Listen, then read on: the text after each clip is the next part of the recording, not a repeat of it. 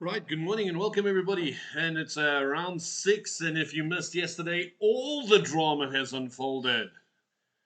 A quick draw on board two, and what's the best word? I suppose all hell is broken loose. Chess community in all sorts of wonder. Should they be punished? Shouldn't they be punished? Was there legal terms for the punishment? Everything, and the result of the punishment is both players have pulled out of the tournament. Unbelievable. Both players. And not only do they pull out of the tournament, which they should have done before the round was drawn, when they got their decision and they decided to pull out of the draw, they should have done it before the pairings were done. So are the organizers at fault for the extra points, or are the players at fault? I just think it's just lots of bad blood, lots of decisions being made, and of course the players concerned weren't very happy with this. Um, but again, you know, it's been going on for so long. At some point, people are going to have enough, and that's where we at. We at the place where people have had enough. So let's just go into this quickly. So we look at the rounds for today. We've got Drigolo Sergey versus Rogov Matfi, Palmer versus Banele, Watu Kabisi versus Martiniku. And we know that Watu did not pitch for his round, and therefore Nico has already picked up the point. Charlton versus Lawazi, and Tizano against Klaassen, and Klaassen didn't pitch up for the round, so Tizano gets the point already. Ethan Samuels against Andrew McInnes, another tough one for the day. Uh, Shuraya versus Loitu, Wayland versus Tyler, Nathan versus Kleinschmidt, Sujay versus Chen, Tabang versus Langani, and James versus Manishla Jr. And I see Kenny is climbing up the tables there. He's now on board 14. So if he wins this one, should be able to squeeze into the top boards going into the last rounds. But yeah, it's all happening. All happening at the Chess Masters. Someone's taken a stand, and here we are. Here we are. Unbelievable stuff. Um, shocked to the core, uh, to be honest. And I think a lot of the problem is there's going to be emotions. Um, there's going to be uh, faculties that stand on one side. But I think the real matter, or the crux of the matter, is, let's just put up the first board for now. The real crux of the matter is, how wrong was it what they did? I mean, we can go into history. We can see that these guys have drawn many times before. But I think the real gist of the matter is this.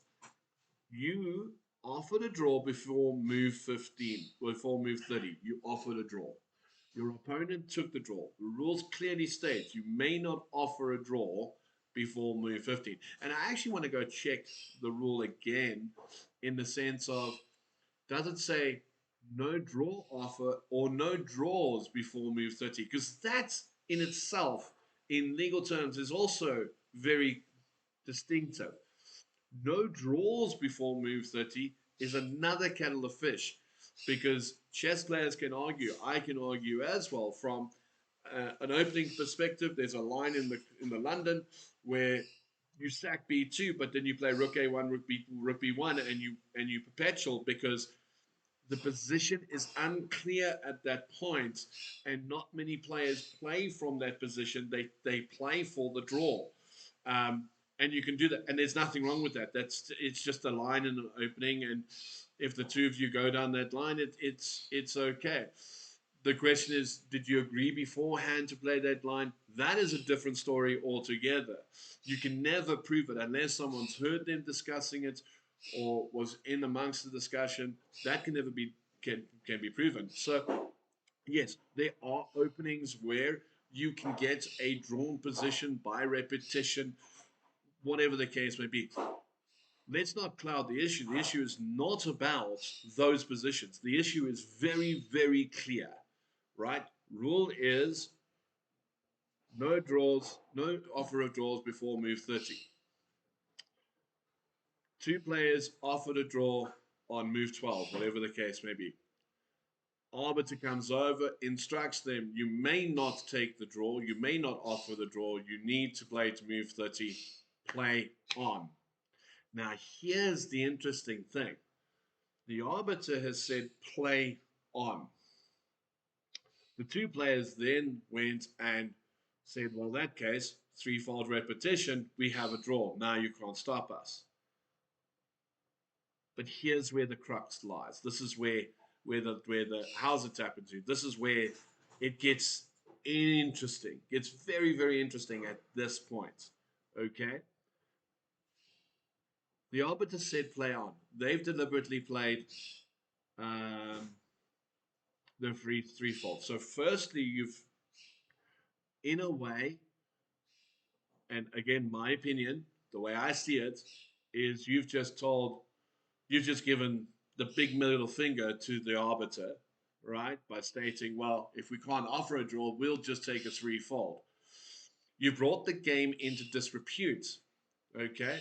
And then there's a very nice phrase when it comes to the chess, and I've got to remember how you put it, right? Um, I'll explain now. Um, not following the spirit of the game. Now, I don't know how many arbiters would go down this route of the spirit of the game, but by not playing on, because I'm sorry, King H1, King G1 is not playing on.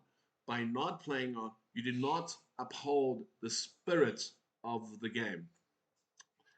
You've also you've taken the arbiter playing on as a sign of folly, so you've just played your threefold repetition. So you're trying to loophole the rule so you can get your draw early. And I think that's where the crux of the matter lies, is that. So there are lots of opinions where have they broken a rule? Well, did they play the game of chess in the spirit it was designed? Everyone's opinion is going to be different. My opinion is no, you didn't. You didn't play it in the spirit that it was designed to be played. So the spirit of the game has been you brought the game into disrepute because sponsors are watching. Sponsors want the best game. Sponsors want to see fighting chess. And you've just said, well, whatever the rule is, we'll find a loophole, and bang, there it is. Now, the result of this is, and I can tell you, I mean, the draws only came out midnight last night, so they were in an appeals meeting easily, easily from anywhere from 6 o'clock to 8 o'clock to 12 o'clock, doing so a good 6 to 4 hours. They deliberated on this appeal. Now, for those out there wanting to know, both players withdrew from the tournament. Both players did not play their round. And people are going, oh, it's the organizers' fault. They should have taken them out the draw when they gave them the double default. No, you've punished them already. No. You've punished them. It is their choice to continue playing. You can't kick them out for it.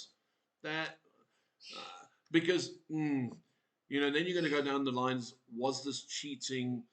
It gets very, very cloudy and messy, and we're going to stay away from that because they've been punished. They've both got zero, right? You can still play the tournament. You can still do well. Yes, it's now an uphill battle. Yes, it's frustrating, but you can still do it. It is up to them to make that decision to play. If they then get the draw out and they don't pitch, or they phone in the morning and say, look, we're not playing,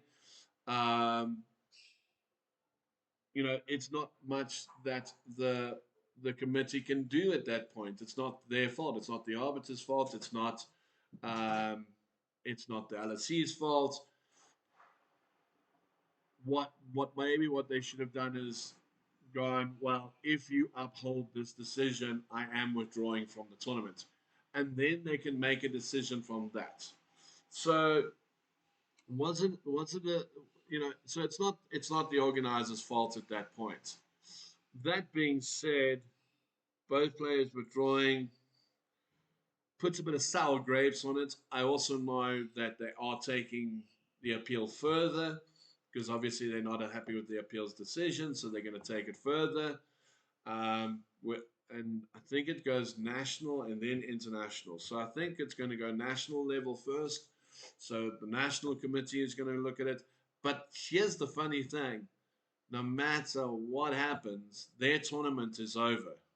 Their tournament is over. Um, and I feel sorry for the two players. I know the two players very well. Um, again, I understand why they took the draw.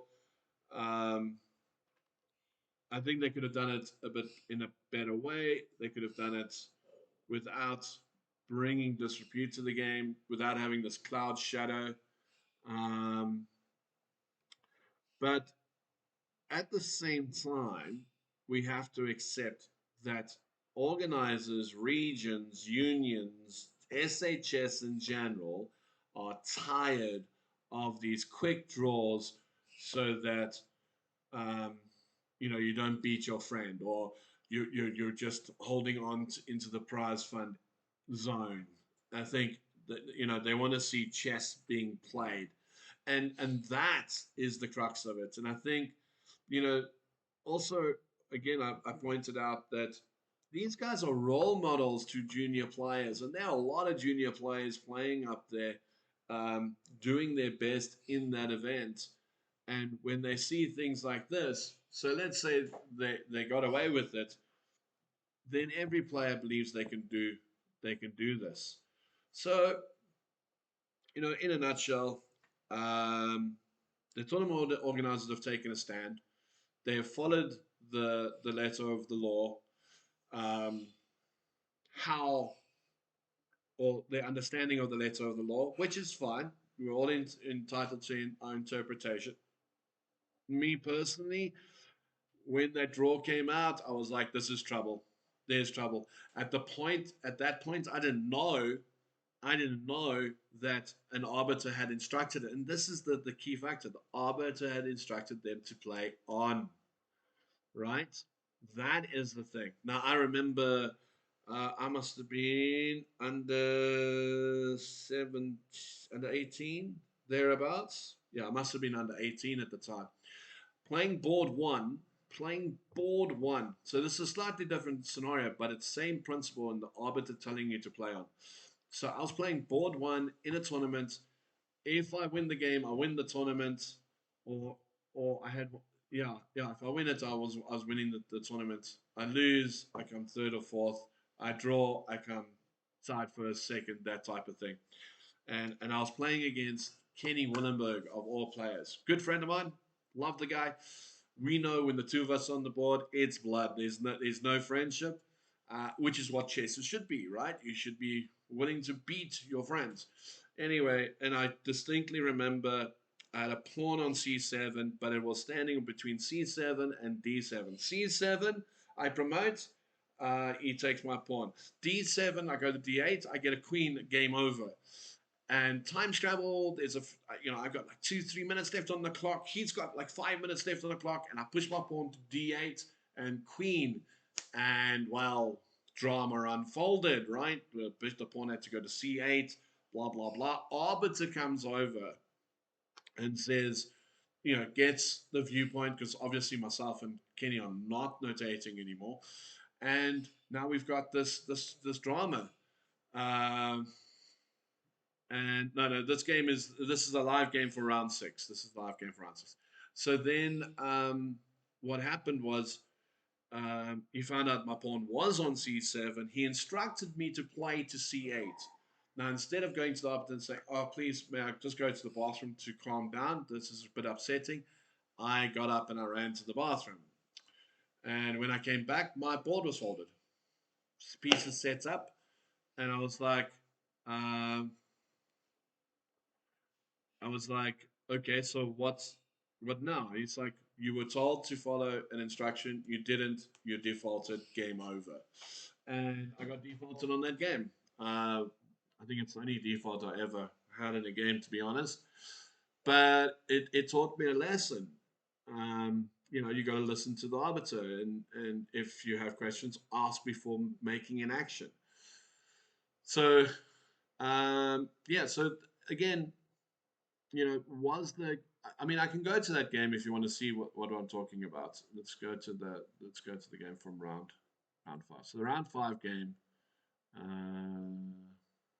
How do I get to round five? Oh yeah, go to round five. So the progression, the game in question is this one. This is the game in question. So this is the move. This is position after 11 moves. Loads of time, loads of play, loads of interest. The player goes, "Would you like a draw?" Uh, yeah, 100%. Would you like to draw? Player says yes. Arbiter walks over. No, you can't take a draw. Play on. And when they did, they went, this is what they did, which there. Now, I'd like to point out, okay, um, that in order to, uh, no, 100%, it is still playable. Now, I want to point out King G8 was played. Now, in order to claim 3-4 draw, to explain how it works, once the opponent plays King G8, you stop your clock, you call the arbiter, you write your move down. You write your move down. So you write King H1 and say, when I play King H1, it'll be a threefold repetition. These are experienced players. I'm sure they did it that way. But if they didn't do it that way, it's another problem, right? It's another problem. But I'm pretty sure they did it this way. And obviously on the DGG board, the King H1 won't be played, and should. You should still play the move because that's your threefold repetition. So, you know, could they go back to this game and continue from here? Possibly. There's time today to do it. They could have possibly done that. Um,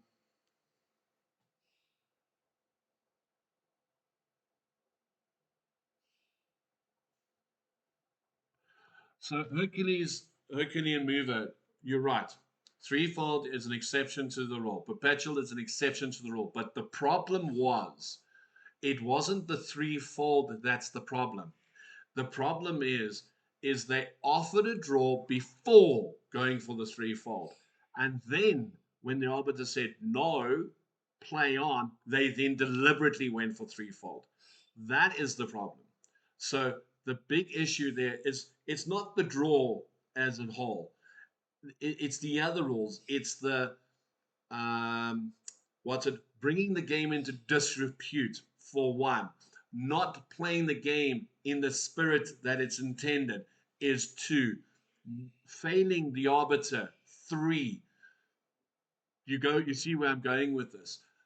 There's too much of this going on, and obviously at this point, this is controversial. Absolutely, it's a controversial decision. No problem, and it's going to be a standing point going forward. My thing is, um,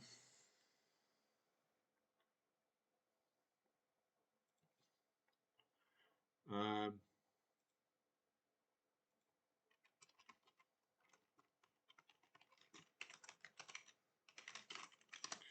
my point is that let's say the arbiters do lose this appeal, right? Let's say it's now gone to national, and let's say they do lose the appeal.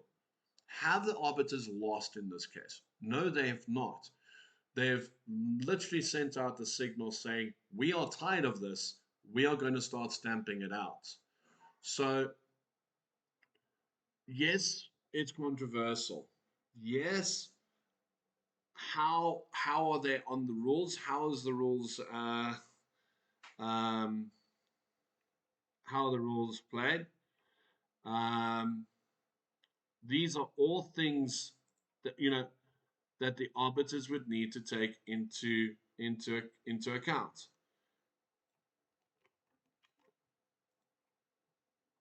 to me personally, it saddens me because of who the players are involved. Hey Malatsi, how's it going? It saddens me because of the players, because I don't think they those kind of players per se. There are way worse players doing things like this, but at some point there's got to be a stand. There's got to be a way to stop this. Remember, sponsors want to watch these games. Sponsors want to see fighting chess. Sponsors want the best. The rule of 30 move. So here's the other thing, right? Here's the other thing. And I'm actually going to go find the rule. I want to double check. Because if the rule says no draws before move 30 is different to no offering of a draw by before move 30. Do you see where I'm going with this? See where I'm going with this? No draws before move 30. No offering of the draws before move 30. Two different statements, two different qualifications. So, and yes, like always, there are exceptions to the rules. If there's no draws before move 30 and you play a combination to get perpetual, it's a genuine, because it happens. You can. There are lines where you sack on G6 and G8, G7 and H7. You can get a perpetual there, and you get that, and you play for the perpetual. What are you going to do? The game was played in the spirit that it is intended. And again, I point on the spirit of the game because I think we lose this sometimes. So in the spirit of the game, it's been played. Same as in the London system with Queen B6, Queen takes B2. There is a variation where you play Rook A1, Rook A2, Rook A1, Rook B1, Rook A1. And the reason being is that the position from there is unclear, probably more advantage to black than it is to white, and white decides to take the draw. Again, it's not there's no prearranged. It's just a variation that you can go into. So I agree that it's an exception to the rule. But the big issue, and I think this is where the crux lays, is that when the arbiter instructs the player to play on, he's going to play the game in the spirit in which he intends to play, in the spirit in which intended the game was for. Was the spirit being played at that point? You cannot say yes. It's impossible. There's no way you can say yes that is the spirit of the game. No ways, right? When white played King H1, I was thinking, hey, okay, King H1, G4, here we go. Attention, we are being followed. Hey, I mean, IRL, lovely to have you. Thank you for following. Really appreciate it. So, that's what I'm expecting. And then again, when King went to H8, I was like, right, here we go, G4, let's go. This is going to be a monster attack on the King Sword. Came for the drama. What's just that? A little bit of drama. So, recap. This is what happened. Round 5. Two players playing on move 11, 12. On a move 11, 12, two players went, would you like a draw? Accepted. Arbiter came over, said, not allowed, play on. They then went, cool, we'll just threefold. King H1, King H8, King G1, King G8, King H1, and they threefolded the position. The arbiter then double defaulted them. You cannot offer be. So I actually want to go find that rule. Just give me a sec. I want to go find the exact wording of the rule for this tournament. Give me a second.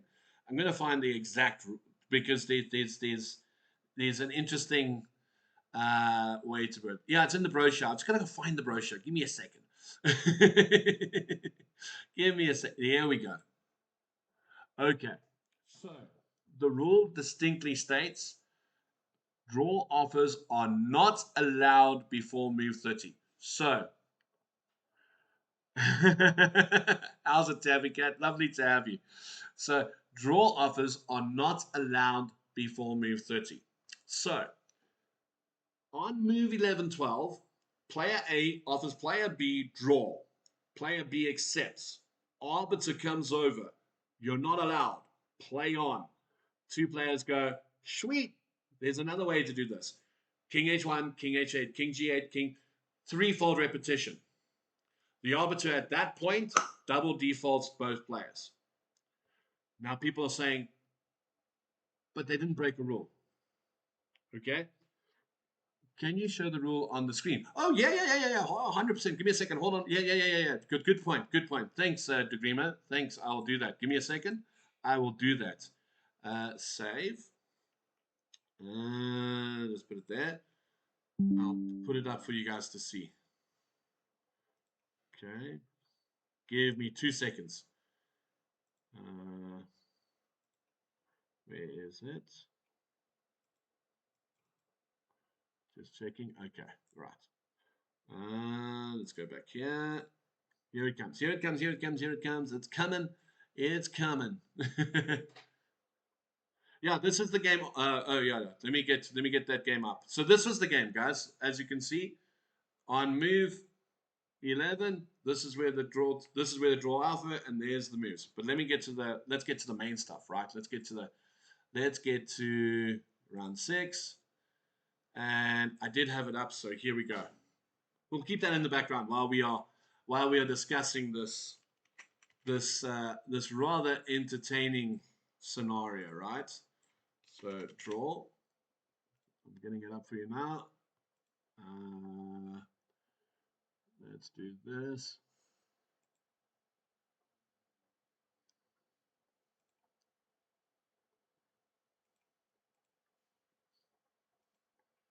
So there it is. I'm gonna put it here. I'm gonna make it a little bit bigger so you guys can see. Draw offers are not allowed before move 30. I don't know how to feel about this, to be honest, because I can.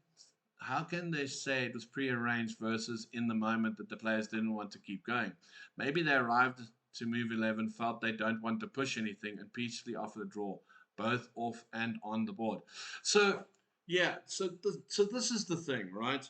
The rule of the 30 moves is there to have a game take place. It is to force you to play the best moves. Now, in that particular position, there was lots of options, and I don't doubt for 1 second, had they played to move 30, the two of them would have drawn. I don't doubt that for 1 second. That's not it. I think the real crux of the matter is that they offered the draw, which broke the rule. Then the arbiter said no, play on. Then they deliberately three-folded to bypass the rule. So the real question, the real thing is, they brought the game into disrepute. The game wasn't played. Oh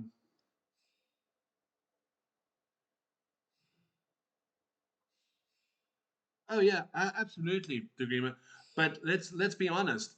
These are skilled and well seasoned players. They know the rule.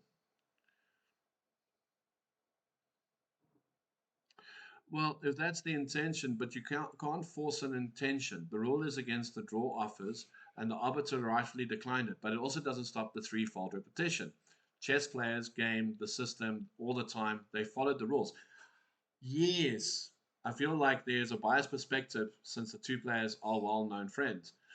I don't think so. I'm going to defend the arbiter. I don't think that is was ever in question when the decision was made. I think, and I want to point this out very clearly as well. When the arbiter instructed them to play on, right? When he instructed them to play on, the whole point, right, is not to bring the game into disrepute and play the game in the manner that it's meant to be played. They didn't do that. And here's the other thing. And I get everyone's going to have an emotional point of view of this. I love both players, and I feel so bad that it's happened to them in this scenario. But what happens is this: if they're played on, so let's create a different scenario. Let's say they played on for two more moves, then threefold repetition. Would the arbiter have legs to stand on? The answer is no. They played on, they played one or two moves, then they threefolded. Okay, then they threefolded. The problem is, it's effectively what they did was they went, said for lack of a word, F you, we're taking the draw, there's nothing you can do about it. That's effectively what the threefold is done. It's this, you know, it's horrible, but that is the reality of it. And and I feel and I agree with the side. I think it's a bit of a bullish on their side to rush things just to spite the arbiter. Absolutely. I think this discussion between ideal world thinking and the reality of the tournament chess. Yeah, look, it is what it is, guys. It's absolutely is what it is. I mean, I was excited to see Klaassen versus Watu. Obviously, we're all excited to see them play. We wanted to see some chess.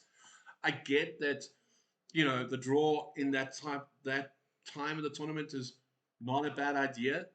I think there was a better way for them to go about it. To be honest, I think there's a better way to go about it. Like I said, if they played a move or two and then three folded, Arbiter had nothing, no legs. Boom, legs gone. You're done. I did what you asked.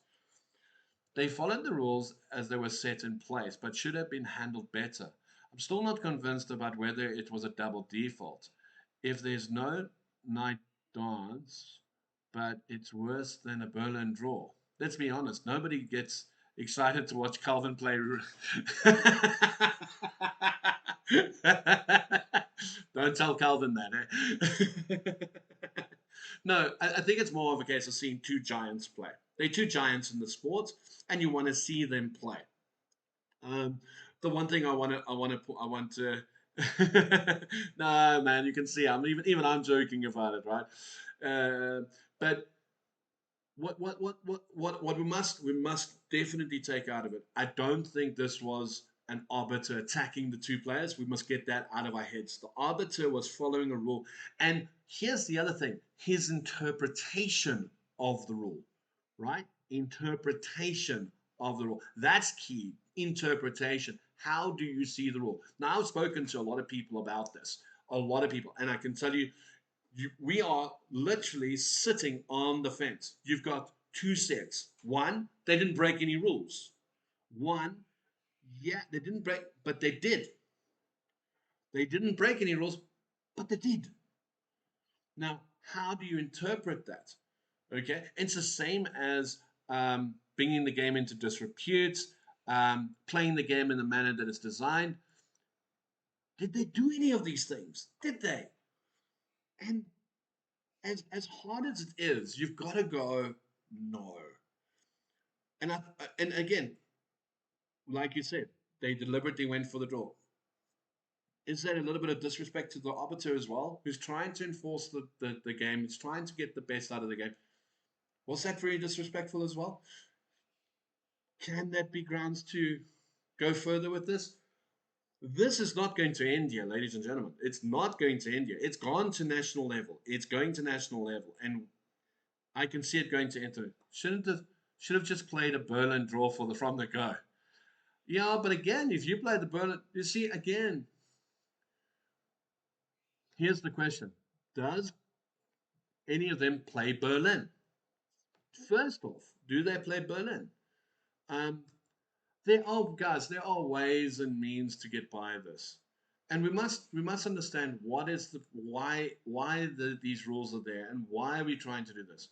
We are tired of seeing top players draw against each other and then kick out the bottom feeders, for a lack of a better word. Okay, let's put it in this context. Magnus Carlsen enters a tournament. You're telling me he's got no friends? Of course he's got friends. He's got tons of friends that he plays against. Okay, he enters the tournament. When he plays against one of his so-called friends, do you think for 1 second he's sitting there playing for a draw? And the answer is no. He plays to win. Hikaru the same, plays to win. Nepo the same, plays to win. Why can't we follow these examples? Why do we need to settle for the draw? Why can't we go out and beat our opponent? No, I get that. I get that. Him from the beat to the first. I get that. Look, there's a standard bloody London variation, which is textbook draw. Absolute. There are ways. And again, if they did it, can you penalize them? The answer is no. But you know what they're doing. This is the point. You know exactly what they do. You know exactly what they did. You know exactly. Okay? Everybody understands that. Whether you can do something about it is a different story. Absolutely. In this case, I think the big issue, Magnus and no, whoa. No, hold on, toothless aggression. That's different. They played and they played proper chess. I mean, remember, Magnus was 2-0 up. Magnus was 2-0 up. Nepo came back and then they went on a drawing spree. Okay? There was no ways it was beforehand. It was only at that point where they went, let's share. Can it be done? Was the question. Let's share. Because that more than likely they were going to keep drawing. There was no, it's, and that's the thing. Magnus was 2-0 up before Nepo came back. And if you remember the World Championship, they were neck and neck right until the end. So it's not the same thing. It's completely different. It's completely different. They played and got draws. And I mean, they played 60 or 70 moves or something, man. I mean, they played tons. It's not the same. It's not like they played 12 moves and took a draw, 15 moves took a draw, 12 moves took a. It wasn't like that. They played and got draws. Thanks for explaining. No, absolutely. Look, I'm very passionate. Look, guys, anyone that knows me knows I'm very passionate about chess. Um, and I want to go. My heart does feel for both players. Really and truly, it does feel because at some point someone is going to get nailed for doing this. Okay, um, and I mean, Watu is a gentle giant, man. He's such a loving guy. Calvin is such a quiet guy. It's in all fairness, it's probably to the wrong two people that this has happened. It's probably to the wrong two people that it's happened. But at some point, we've got to stand up for this.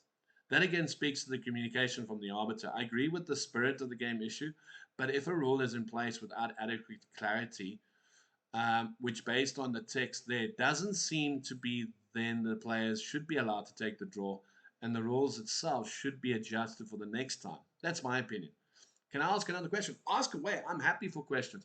Yeah, I think with Degrima, I tend to agree with you. I think when it comes to this draw rule going forward, I think there's going to be um, a lot more clarity on it.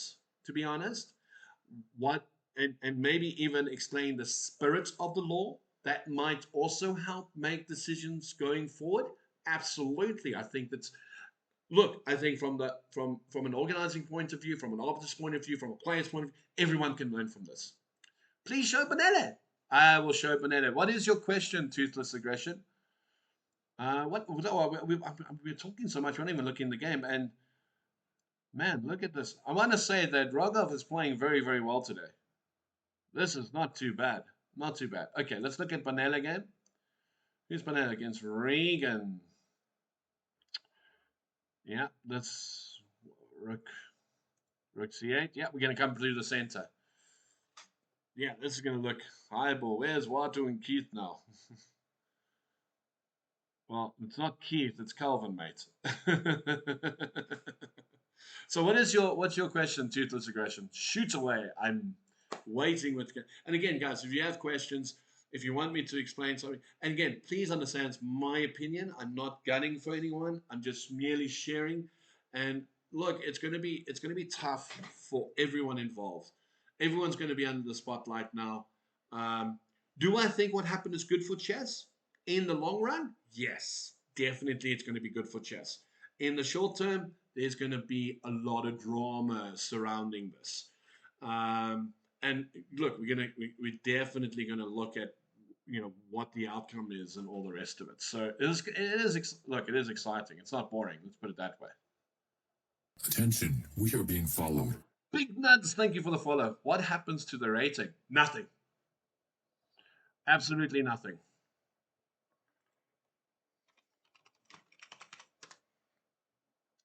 Absolutely nothing. They won't lose rating for that. They'll only lose rating for games played. So nothing happens to the rating at all. You know.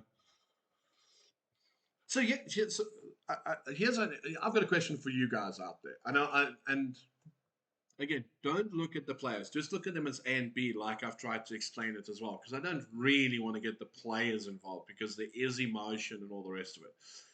But let's ask this, and I'm being a bit naughty going down this line, right? I'm being a bit naughty going down this line. So the two players got that. So this scenario, exactly as I've explained it over and over, they can't get penalized for abandoning the tournament. No, no, there's no penalized. No. You don't get penalized for leaving a tournament.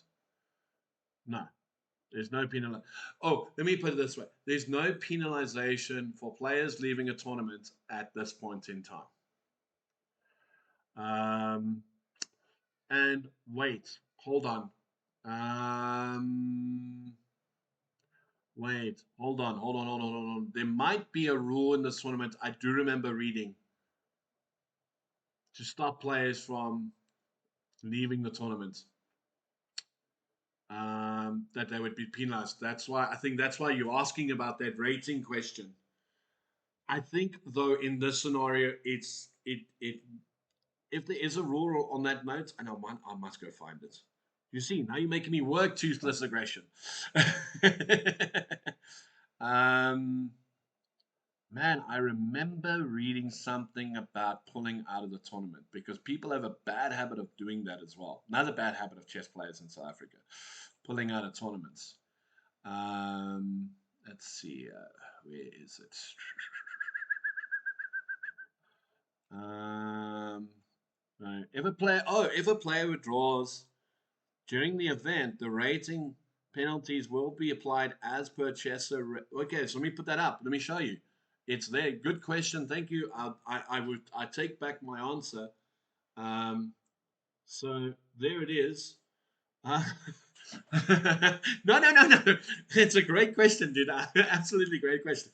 So, if a player withdraws during the event, rating penalties will be applied as per Chessa SA rating relegations if no valid and acceptable reasons are provided by the player. So, there, no valid and acceptable reasons provided by the player. So, there's the loophole, right? There's the loophole. So, will they be punished for leaving the tournament? Very unlikely. I think that would be very harsh under the circumstances. Definitely be very. It's rage quit in a way. uh, Rage quitting, yeah. Interesting way of putting it, right? Look, from a player's point of view. So let's take it from a player's point of view. You've now got this drama around you. You're not going to be focused to play your best chess. This is a high level tournament. Don't get me wrong. Um, I do think it's understandable to expect the player not to return when they disagree with an arbiter's decision that cost them a key point. And I wonder if they appealed. It is appealed, and it has been taken to the National Appeals Committee. Is the issue here how they went about getting what they both wanted? The arbiters wanted them to make the draw by playing more moves. I don't get what the issue is because at the end it was going to be a draw. So big nuts, I don't think it was going to be a draw. I mean, let me rephrase that. Probably between those two players, it would land up ending in a draw because of the way they will play the game. Okay, but if it's an appeal, then it's perfect grounds not to play on. How can you expect to play when a hostile tournament environment has been created? Ooh, that's a loaded statement there, Armin. Um, will you be streaming the Blitz? Unfortunately, I'm going to be coaching Malazzi. I have to go coach. I got students that rely on me, so I won't be streaming that, unfortunately. Okay, let me deal with. Is the issue here that they went about getting what they both wanted? The arbiters wanted them to make the draw by playing more moves. I don't get what the issue is here because at the end it was going to be a draw. So, Big Nuts, I think the big issue here and I think we're all missing it as well. The arbiter said play on, right? The arbiter. So first of all, they broke a rule. Let's first point that out. They first broke a rule by offering the draw. Okay. So they offered the rule and they broke it. You said you'll get to me. Oh yes, yes, yes. I am. It's busy being written as it's coming. There's a lot of that I was looking at. It isn't. It will be in your mailbox. Don't worry. It's coming. Don't worry. Um, so they broke the rule by offering a draw. And here's something that no one's taken into account, and I only just thought about it now, if you think about it. You've offered a draw, you both accepted the draw, okay? You both accepted the draw in front of the arbiter. The arbiter said play on. Now, I'm going to take this. Ooh, this is going to be very controversial. But we've already agreed to a draw. We have pre-agreed to a draw in front of an arbiter. And then we threefold repetition. How's that for getting on the loophole? Mind blown, right? I thought about it just now. Think about it logically. You deliberately offered a draw knowing you're not allowed to. You've agreed to the draw. Technically, it's a pre-agreed draw. I mean, I say very technically. I'm stepping on eggshells here. Technically, it's a pre-agreed draw, and then you threefold repetition in front of the arbiter.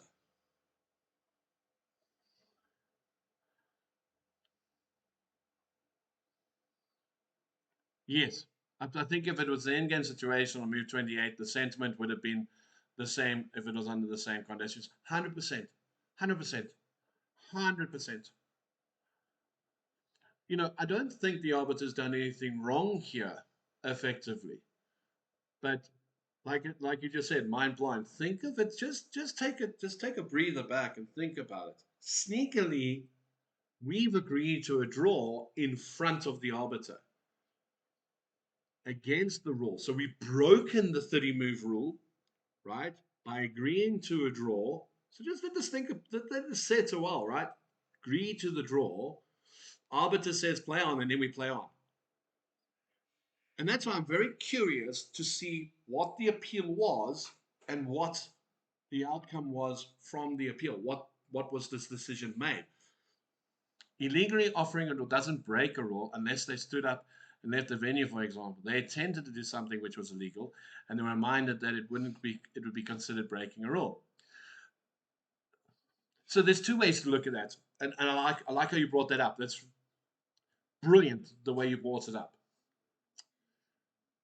They both know that the 30 move rule existed, right? They both know the 30 move rule existed, and they offered the draw. Now they can't leave until the arbiter accepts or declines, or whatever the case may be. But the point is, they offered the draw and broke the rule. The arbiter only came after the draw was agreed. So you've broken the rule already. That's my point. The rule is broken. And even if the arbiter is standing right behind you and you offer the draw and you accept and he interferes, then you've broken the rule. You can't get away from you've broken the rule. The rule is broken because A, you've offered the draw. B, you've accepted the draw. You accepted the draw. So you've broken the rule. The rule is broken. The easier way to put it is illegal move, right? Illegal move is only a legal move after you press your clock. You played correct, but without the following repetition, there would have never been any consequences for breaking the rule. Good point. Another good point. You're right. Because they broke the rule, there wouldn't have been any consequences. And maybe that's a problem, right? Maybe that's a problem. Maybe they shouldn't have been allowed to play on. Maybe at that point, they should have been double defaulted. Maybe that's what should have happened, right? Because think of it. You broke the rule, double default. You don't get a chance to play again. How's that to answer that? This is Man, this is very very tough. Like I think whatever you do there, you're in trouble. To be honest, um, but what do you think about that? I mean, if they broke the rule like they did, like we've explained, you double default them straight away. I think, though, in all fairness, kudos to the arbiter for wanting them to play on, for wanting them to um, not bring the game into disrepute, right? But maybe that should be the thing. Maybe in the law it should be stated: should you offer a draw before move 50, before move 30, you will be double defaulted. Maybe that should be added into the rule because you've broken the rule, you pay the price. I mean, it's a pretty hefty price to pay, but you pay the price. Good point there, Amin, by pointing out that they didn't actually get penalized for breaking the rule. That is very, very interesting. Good way to look at it, actually. Yeah, I like that. Very, very interesting. So yeah,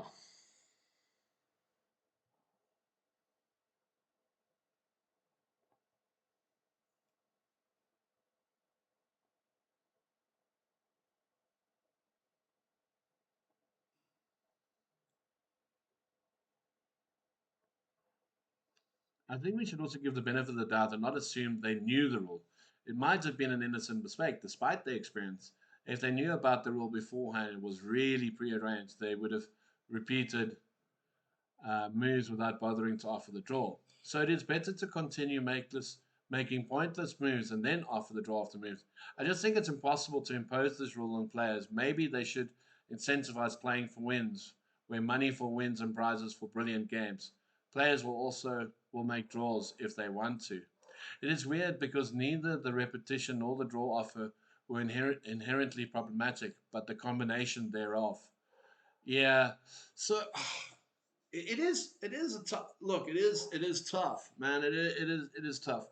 Unfortunately, I mean the inexperience or not understanding the rule is on the player. Unfortunately, it is on the player to understand the rule. Um, and normally in big like events like this, they do normally go through rules and stuff like that. And if you were really unsure of the rule, round one, you can go to the arbiters and ask them to explain it to them, you know? So knowing the rules is not on the arbiter to enlighten them, but on them to enlighten themselves. Does that make sense? Um, so and if it was really prearranged, they would have repeated moves without bothering with the draw offer. Yeah, 100%. So I agree with you that the prearranged draw wasn't on the table. I agree with you in that sense because if that was the case, they would have just gone up and down in that position. But I'm saying after they offered the draw, the prearranged draw is now on the table. If you get what I'm saying, right? It's now on the table. So it's better to play pointless moves and offer the draw move 30. I just think it's impossible to impose this rule on players. Maybe they should invent. So I'm going to disagree with you, Big Nuts, because it's not impossible to impose this rule. It really isn't. I know with all the technology and all the theory and all the rest of it, we all know how to get to a draw if we want one. Okay. Um, but again, it also depends on your opponent if he wants to play that way. So the 30 move draw, most players are quite happy to play to move 30 and fight and, move 30, get the draw. That's fine. It is tough. I don't think it's an impossible rule to impose. I think it's a good rule to impose. I just think the rule needs to be amended and adjusted to situations. Um, so it becomes a matter of defining prearranged. Is it strictly agreeing on the result before the game or during the game, as you suggest? Yeah, no, I agree. Prearranged would I mean the sentiment of prearranged is before the game. Um, this happens during the game, um, and it's a tightrope. To be honest, it's a tightrope. But also, The other way to look at it is deliberately offering the draw to see if your opponent wants to have the draw. And by him accepting, you now know you can play threefold and he will do the same. So, in that aspect, it's a little prearranged. It's just, it's words, right? It's how do you define the word and how do you define the rule and how do you understand the rule? Um, and this is not going to go away. This is going to be a long process of getting to the crux of it. But it's no matter how you look at it, one way it's good for chess because arbiters or tournament organizers are taking a stand against this kind of play. Um, Two, it's sad because of the players involved. Um, Really, two gentle giants of the game, to be honest. And it couldn't happen to the worst pair of players, to be honest. And I don't think there was any preconceived things like, oh, they're good friends. I mean, we know that they do videos together and stuff like that. I don't think any of that played a role in this decision. I really, really don't think any of it. I think it was literally, what's the law? How do we go about this? What do we do here? Blah, blah, blah, blah. I think it was a step process. And the more you think about it and the more you look at the circumstances surrounding everything, threefold, there's nothing wrong with the threefold. The offer of the draw, there's something wrong.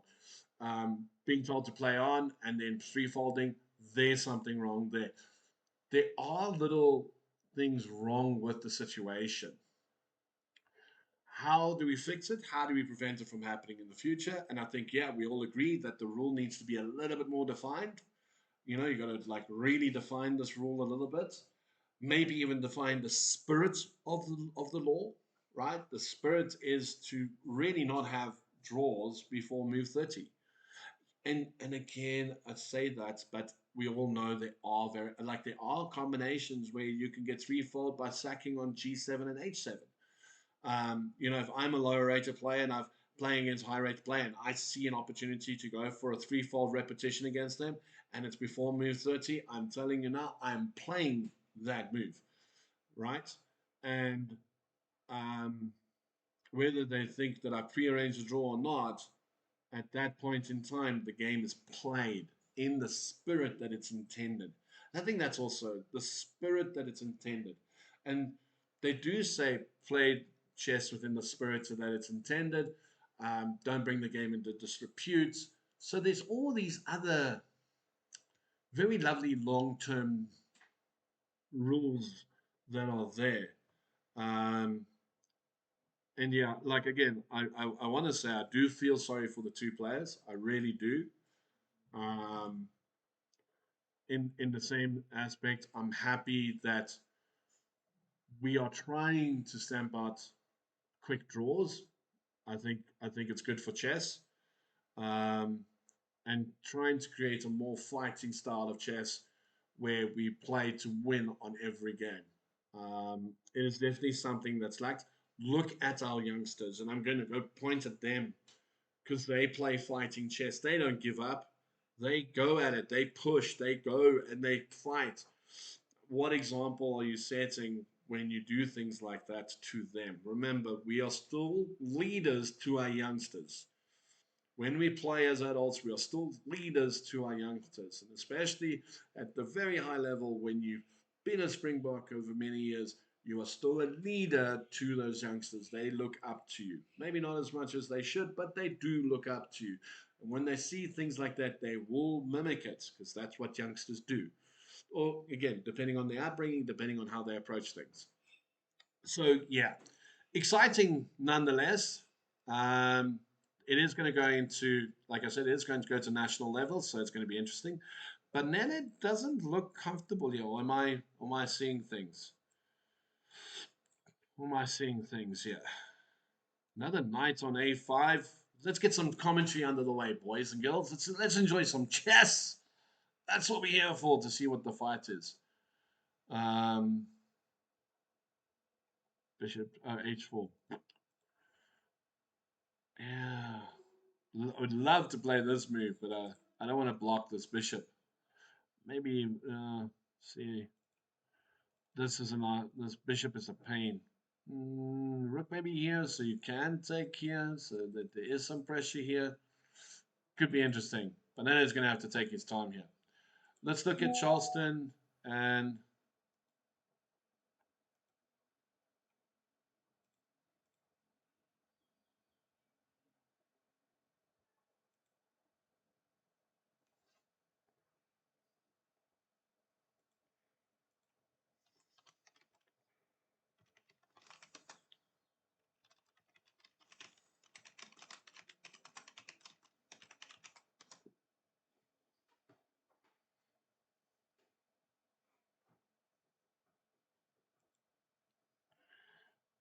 okay, what's going on here? What? How is this in an endgame so quickly? How is this in an endgame so quickly? Am I losing my mind here? What? It's barely 30 minutes on the clock.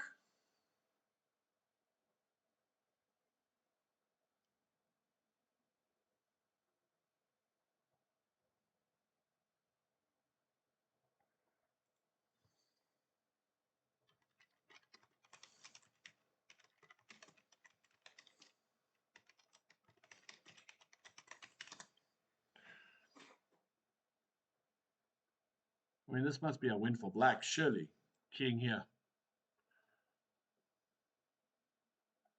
No, this is definitely a win for black here.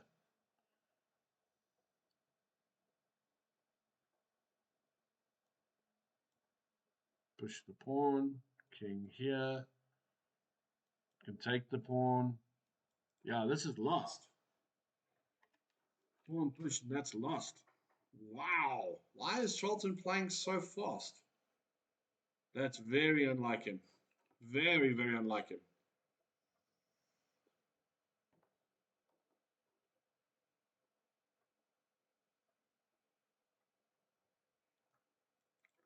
Push the pawn, king there. You can take here because the king has to come. You can pick up here and you can run this pawn and you put your king here.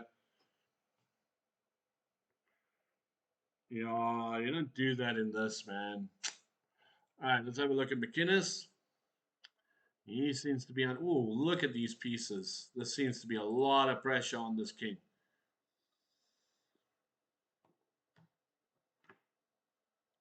There's a lot of pressure on this king.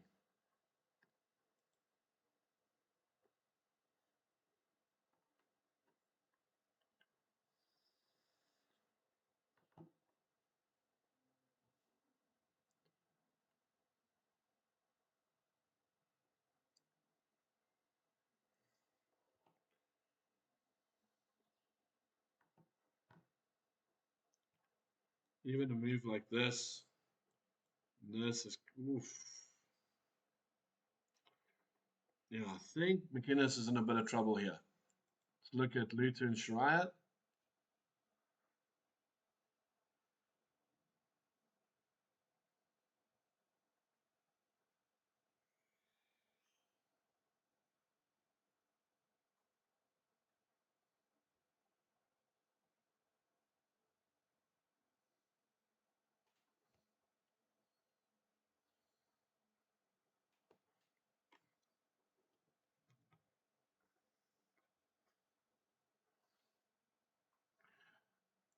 Yeah, it's very seldom that in a long tournament he's going to probably take the rest.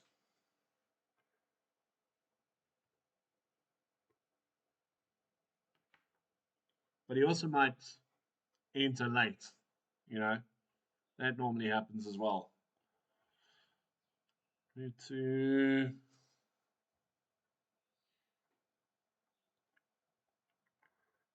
this is interesting.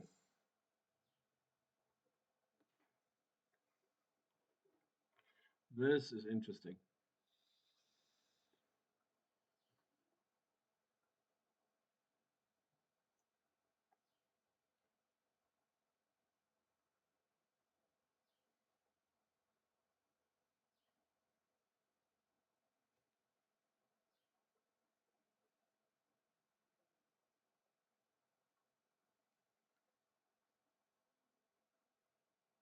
going to be a tough game, this one. Brandon Whalen. Wow, what a guy. Ooh. Oof. Violence in the board. Should be. Go play, Degrimo. Go play, brother.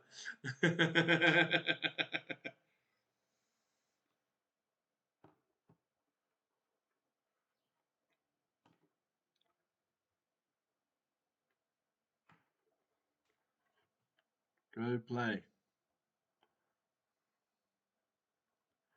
Dude, old age is real. I don't think I can play over the board blitz as well as I used to, to be honest. This is why I sit and commentate now and comment on rules.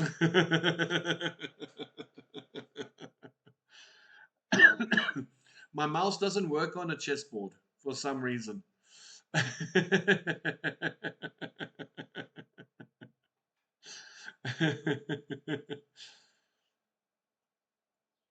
Yeah, this is going to be a fighting endgame. Why it's pretty equal here. So it's going to be who can use the rook and queen better in the endgame. Wow, Kleinschmidt. Yeah, no domination here. Domination. That pawn's going nowhere, man. That pawn's going nowhere.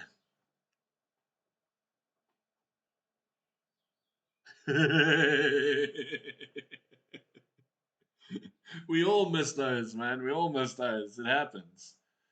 Yeah, Sherwin should. The games are fairly like. There's a couple that are quite slow paced, but a lot of them are quick.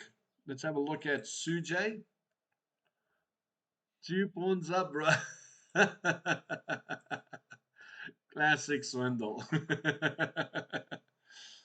Sujay in dominating. Well, this is a good bounce back by Sujay because Lin's been playing very, very well, and Sujay is in the mix. Yeah, this is looking really good. Again, just got to find the right move.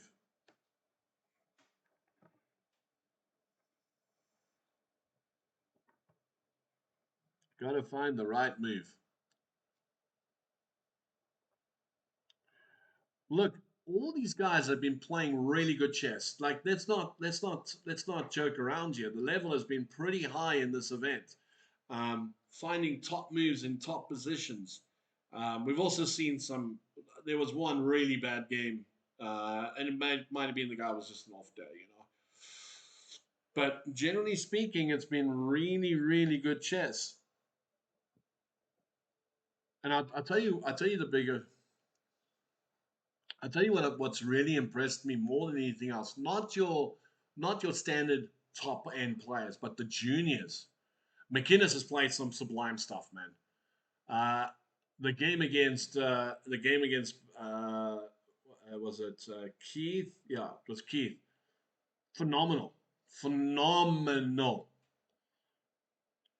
He played that very, very well, and it was a tough position. It wasn't easy to find the moves. Wasn't easy to get the. You must just stay off the party vibes for this tournament. Based on the way he's playing, I don't think he is partying. I think he's taking it very, very, very seriously. To be honest, I think he's taking this very seriously. His level is high. His concentration is high. Nah, I think he's yeah, he's definitely one of the surprise elements. But the juniors as well, Sujay, uh, Nico, um, Lin, all these guys have been very well. Dude, he's had the potential since he was 8, 9 years old. Since he was 8, 9 years old, even younger, he had potential back then. But back then, he enjoyed his soccer. He enjoyed his soccer. But I'm glad to see that he's still chess is still a passion of his, and he's still playing, and makes someone like me very proud to see him playing so well. Let's go look at Taban. Oof. I must admit, I've seen a lot of these rooks. Yeah, I should stuck to chess. Yeah, well, you tell someone who's enjoying playing soccer to come, leave soccer and put effort in chess. They don't really respond well to that.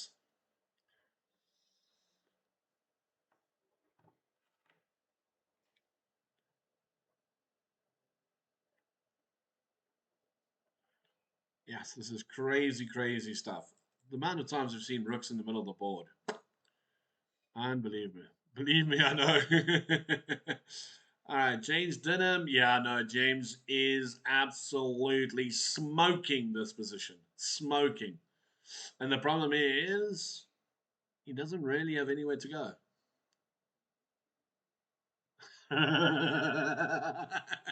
Oh, yeah. Oh, yeah. 100%. 100%. 100%.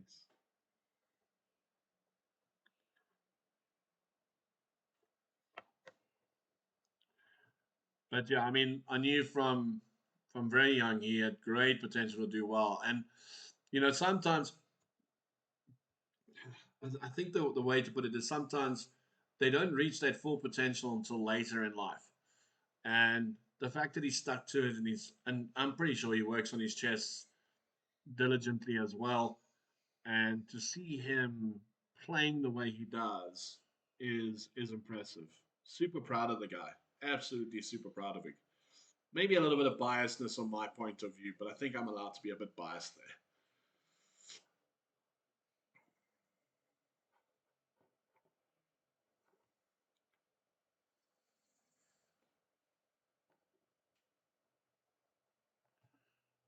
And I'm thinking back in the days when I was coaching him, the students I coached. I think it was Jack Van Sale Rudd was very much into his rugby.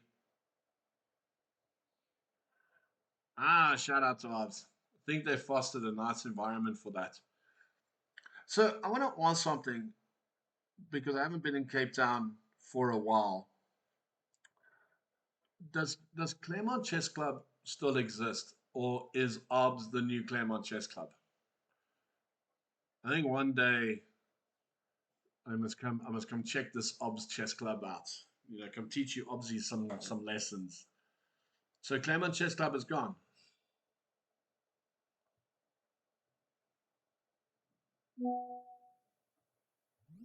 Raiders detected. Hey, Chucky, Welcome thanks for the and enjoy raids. your stay. OBS is the new Claremont. Okay, okay. Good. I'm glad. Well, I'm glad the heritage of Claremont Chess Club. I mean, as a youngster, shot Chucky doing some commentary. Nice to see you, mate. How you doing? We'll do, man. We'll chat soon. We must do a collab on some doubles where you can shout at me. Where I make silly mistakes. Good to see you, mate. Lovely to have you around. Although no juniors, is it because it's in a pub environment, Degrima? Is that why there's no juniors? Because it is something that clubs need. But again, when you're in Cape Town, you and Ken myself can pop around. Yeah, no, I'm in. I'm in, brother. I'm in. Yeah, correct pub. Now you see, I can go play chess in that. I like that idea. Sitting there blitzing, drinking, talking rubbish. I'm in. I'm in for it, man. Just not driving. That's the catch. I'm just not driving.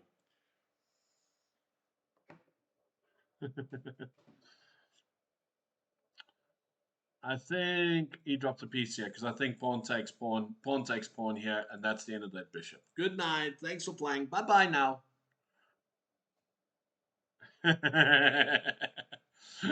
All right, let's have a look at Rogov. We'll stick around in this game for a little bit. G6 was played. It's the Grandmaster thinking here. He might look at H5 here. Might. It is a possibility. Man, I'm trying to think now. Back in the day, we had Robert Retief. Obviously, we had Robbie Katz. We had Jack Van Zel Rudd. When Jack Van Zel Rudd was very much into his rugby when he was playing chess. Who else? We had the likes of Babette. Um, oh, Gavin. Oh, yeah, Blau. Man, I hated playing that guy. Yes, I hated playing that guy when I was older.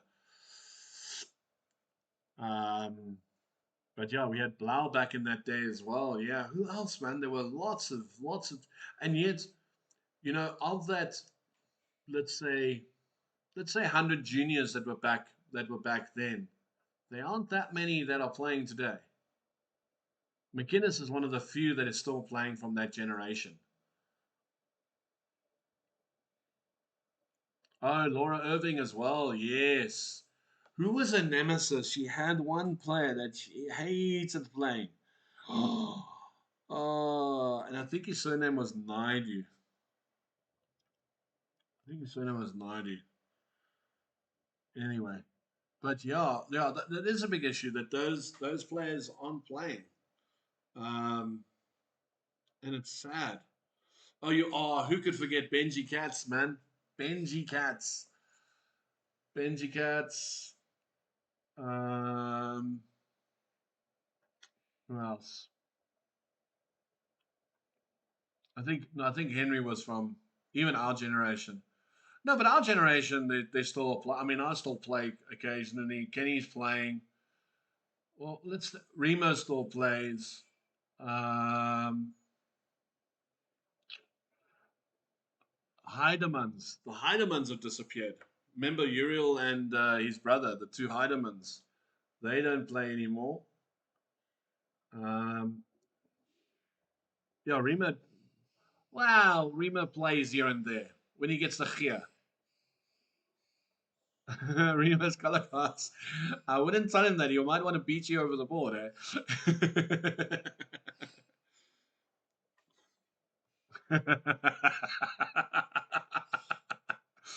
I think he might disagree with you. But Rolder doesn't play anymore. Uh, I know, man. I know who Degrima is. I knew it was you, buddy.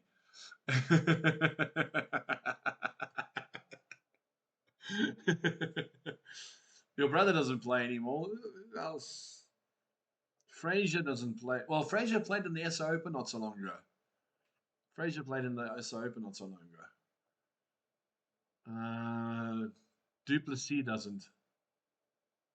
Raul has a kid who hates chess. Oh, did Dad not train him well? Did Dad not train well?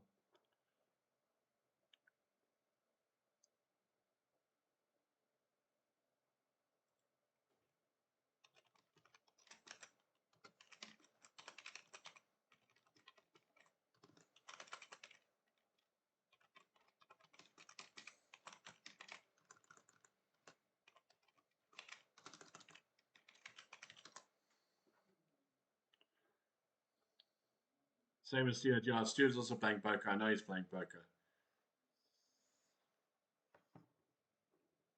Oh, man, we had some characters, eh? Really? He lives in Pretoria? My goodness gracious me. Never expected it, eh? Never expected that.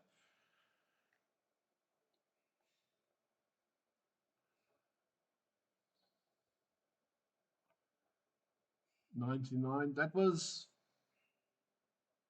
Yeah. Yeah, you came out of nowhere when he was playing on board two for us, if I remember correctly.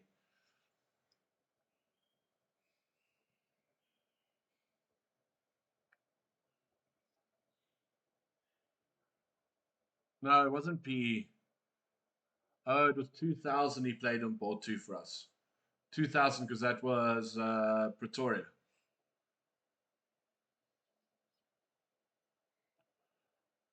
Because we had, I think it was Wesley was on five. I think Wesley was, so it was Uriel on two. Who was one for us? I think Kenny was one. Uriel was two. Who was three? I think Stuart was three. Four was Ramondo. Five was Wesley. Rashid Williams runs Pedro's Chicken. Really?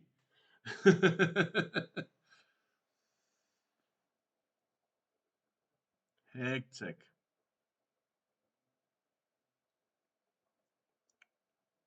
Man, we had some characters. But I mean, I remember the good old days of Claremont Chess Club, man. When you went there, there were like 60 players on a Thursday night, mixed between juniors and seniors. And you had players like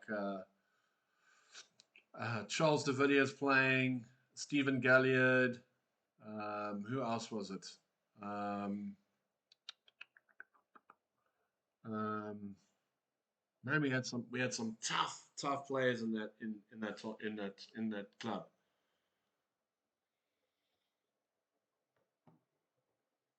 Man, I used to cycle from Cromboom Road on a Thursday evening to the Claremont Chess Club to play. That was psycho. Janine Elephant, yes. Yeah, she doesn't even play anymore. Eh? Did well. And that was the end of Janine. But I suppose married life will do that to you. Or should I just say life in general? Sergey is taking his time to find a move here. remember Julia Sharkey?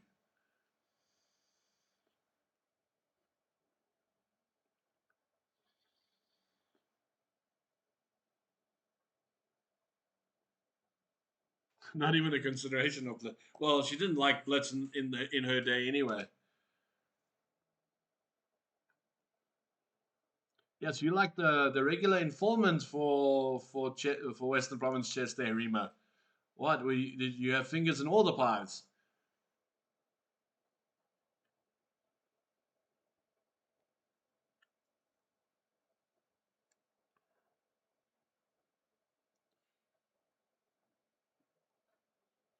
I don't remember. Dennis Marconi. I don't remember Marconi.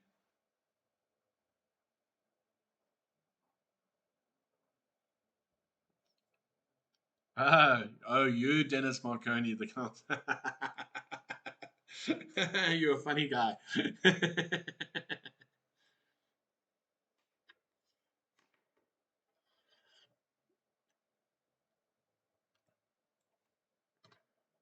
I see. What's his name hasn't changed, eh?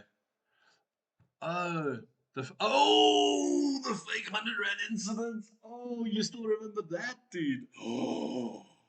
Oh man, that was a story and a half.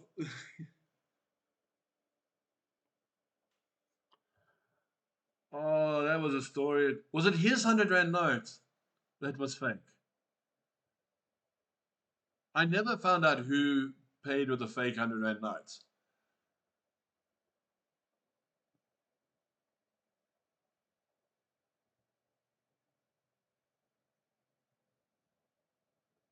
Yes, you know how much trouble I got into that for not calling.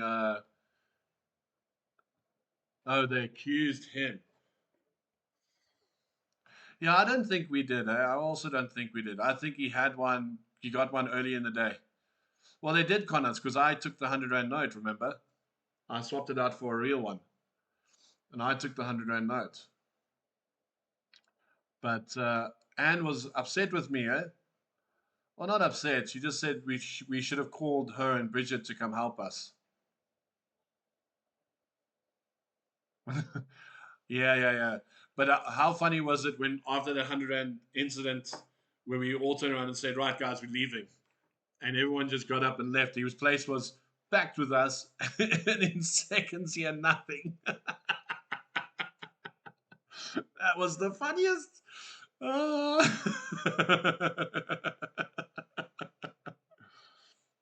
no, we're never phoning Anne and Bridget. I thought we were going to get into big trouble if we had called them. But according to Anne, we should have called her. She would have bailed us out. Oh, did you? Yeah, well, you were the captain for the B side, weren't you? That year. In fact, we were busy discussing what we were going to do, so we didn't get into trouble, if I remember correctly.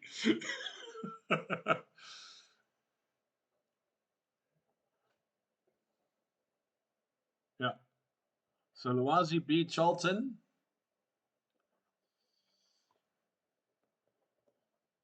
Hey, the GM is in the think tank here. He's not taking a. Oh, under 18A team captain. Yes, you went in the under 20B. You were under 18A. That's right. That's right. You were 2 years behind me. I remember now. Yeah. Oh, we caught on so much trouble as youngsters, man. The good old years. What do they call it? The golden years.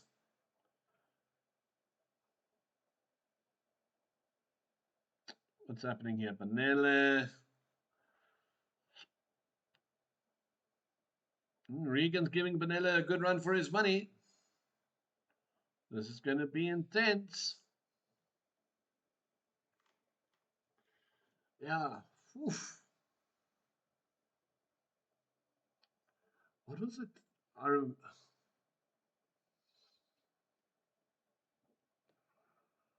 So Walter and Clausen put out a video now addressing the situation of you interested. Interesting.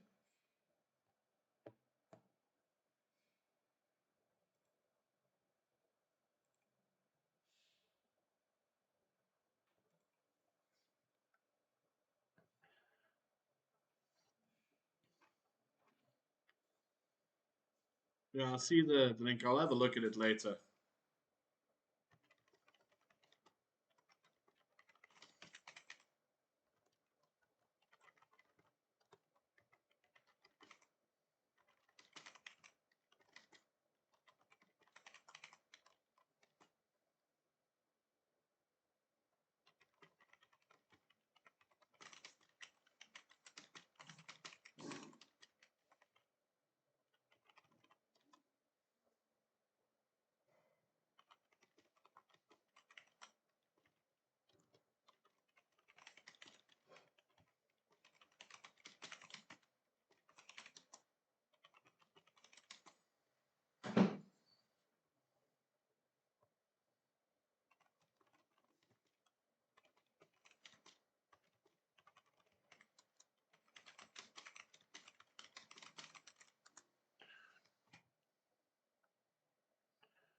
Yeah, no, 100%.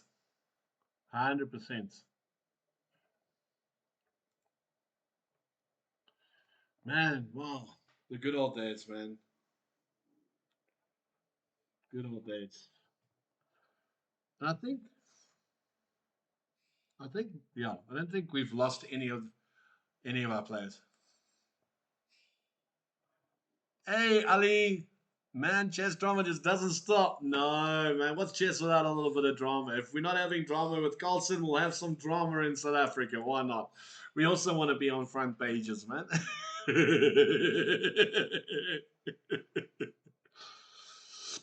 But it's fun.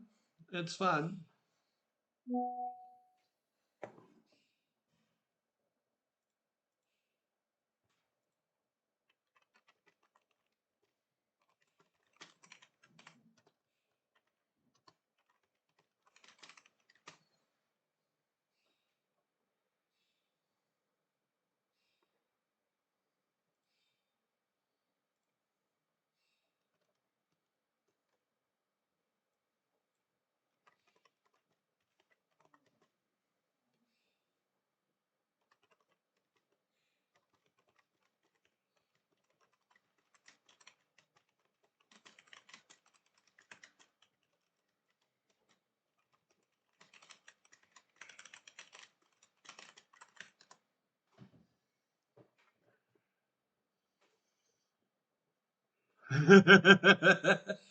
Hopefully the drama gets more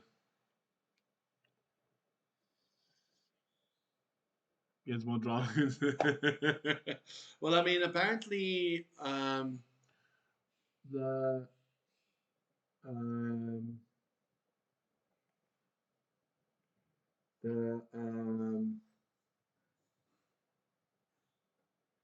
I think Carlson is coming in December for a tournament.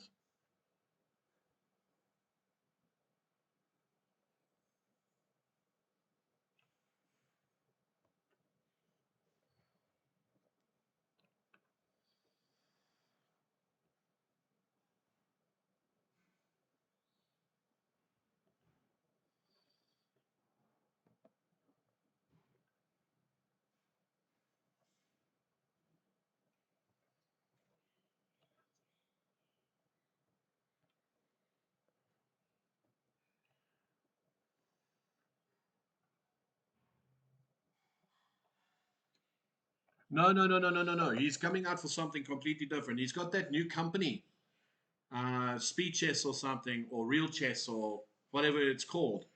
And he's touring different countries and playing this event in different countries in South Africa. Freestyle chess, that's it. That's it, freestyle chess. And he's bringing it to South Africa and playing in South Africa. And I think it's Cape Town he's going to be in. I think. I'm not 100% sure. But yeah.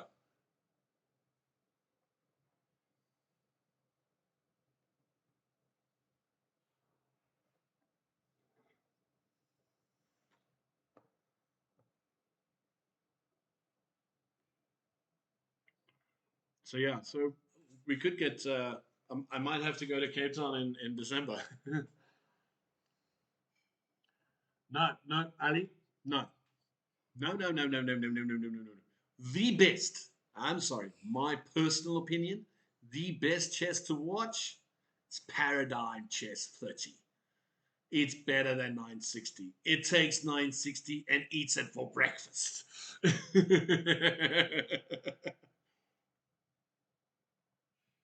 Anyway, that's my viewpoint. Anyway, I just wish not. Like, if we can get people like Carlson playing Paradigm Chess, can you imagine? Can you imagine what he would come up with? What he would come up, him, Hikaru, Napo, those guys. And you knew I'd Of course I'll say it. Of course. Knight d8. So what did he trade queens here? Queen takes e6. Okay, with d8. Oh, maybe he's going for this now to hit that pawn.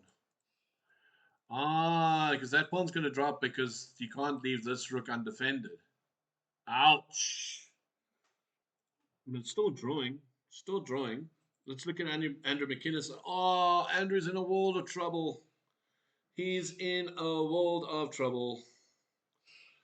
He played so well and now having a bit of a slippy. Having a bit of a slippy. Slippy, slippy, slippy, slippy.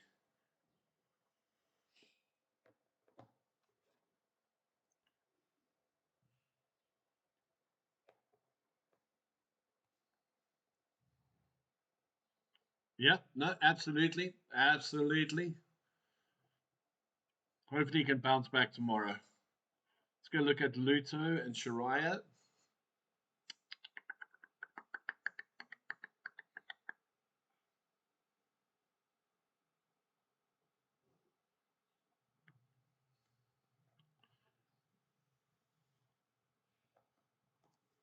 Tough, tough, tough, tough, tough. But Ali, you've got to agree with me that Paradigm Chess does eat 960 for breakfast, man. That Dragon Bishop, despite everybody trading it off when they first start off, that Dragon Bishop is something else, man. It's something else. And I also believe that 960 doesn't improve your chess too much, whereas for some reason, Paradigm Chess does. And I think the reason being is that when you're playing Paradigm Chess Study is that you have to concentrate a little bit more and you have to focus on a lot more tactics that aren't there before. So there is that aspect. So knight d6 is a nice move. Yeah, knight d6, picking up the bishop and then picking up this pawn looks like the plan. Interesting by Shariah. Oh, yes. Very drawish. Should be draw. Why did Sujay draw? What? Why did Sujay draw this? But hang on. Hang on. On move 16, they draw. This is going to be a problem. This is going to be a problem. Move 60, they draw.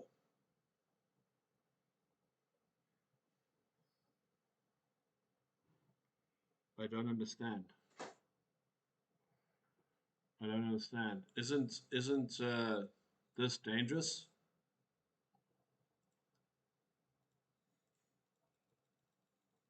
Isn't this dangerous?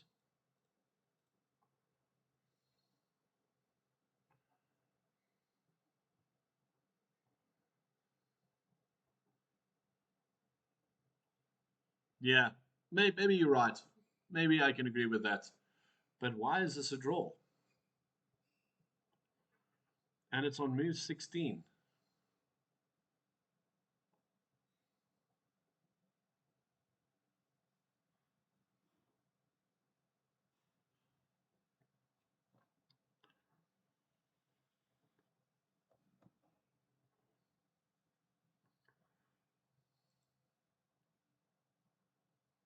Yeah, knight d3. Why is this a draw?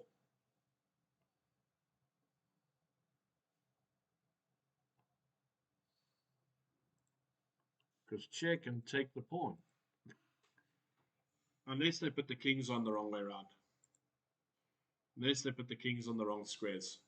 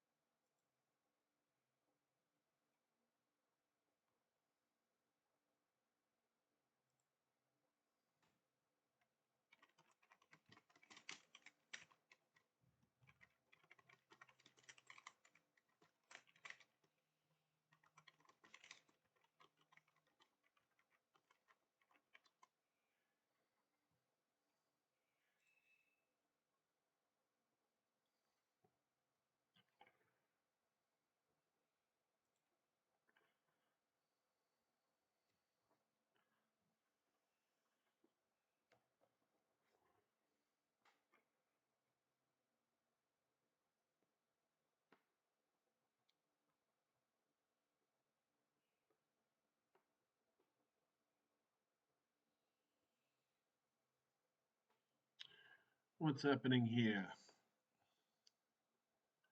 Who likes bishop on g1? It looks so pretty on g1, doesn't it? So pretty. Let's go back to the Rogatov game. Yeah, I told you h5 was coming. So there it was, h5, queen d6, and he's gone queen g4. Interesting. Wow. Queen c8, threatening mate. So what do you do here? Because obviously he's looking at queen g8, queen c8, mate.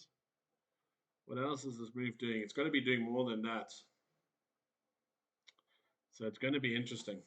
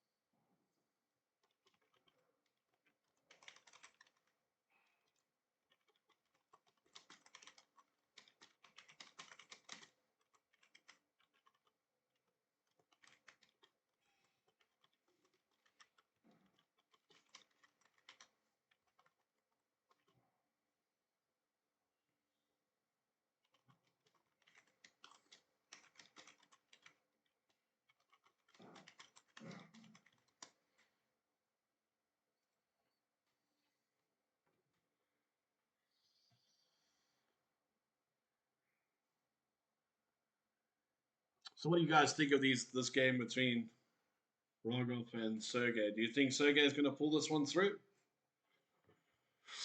What do you guys think?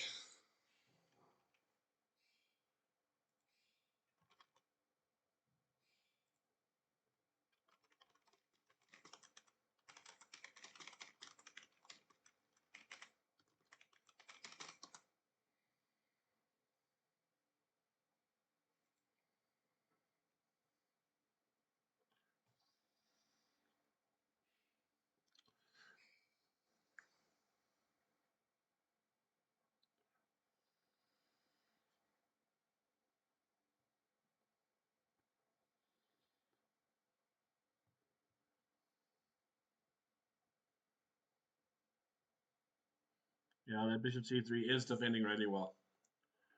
So, I mean, obviously we can do it. I don't know if we should do it. Do you guys want to see the video that was created by Calvin on the stream? Do you guys want to see that video? Or do you want to watch it in private? What do you guys want to do? See what they have to say. I mean, I won't play the whole video, but I'll play much of it.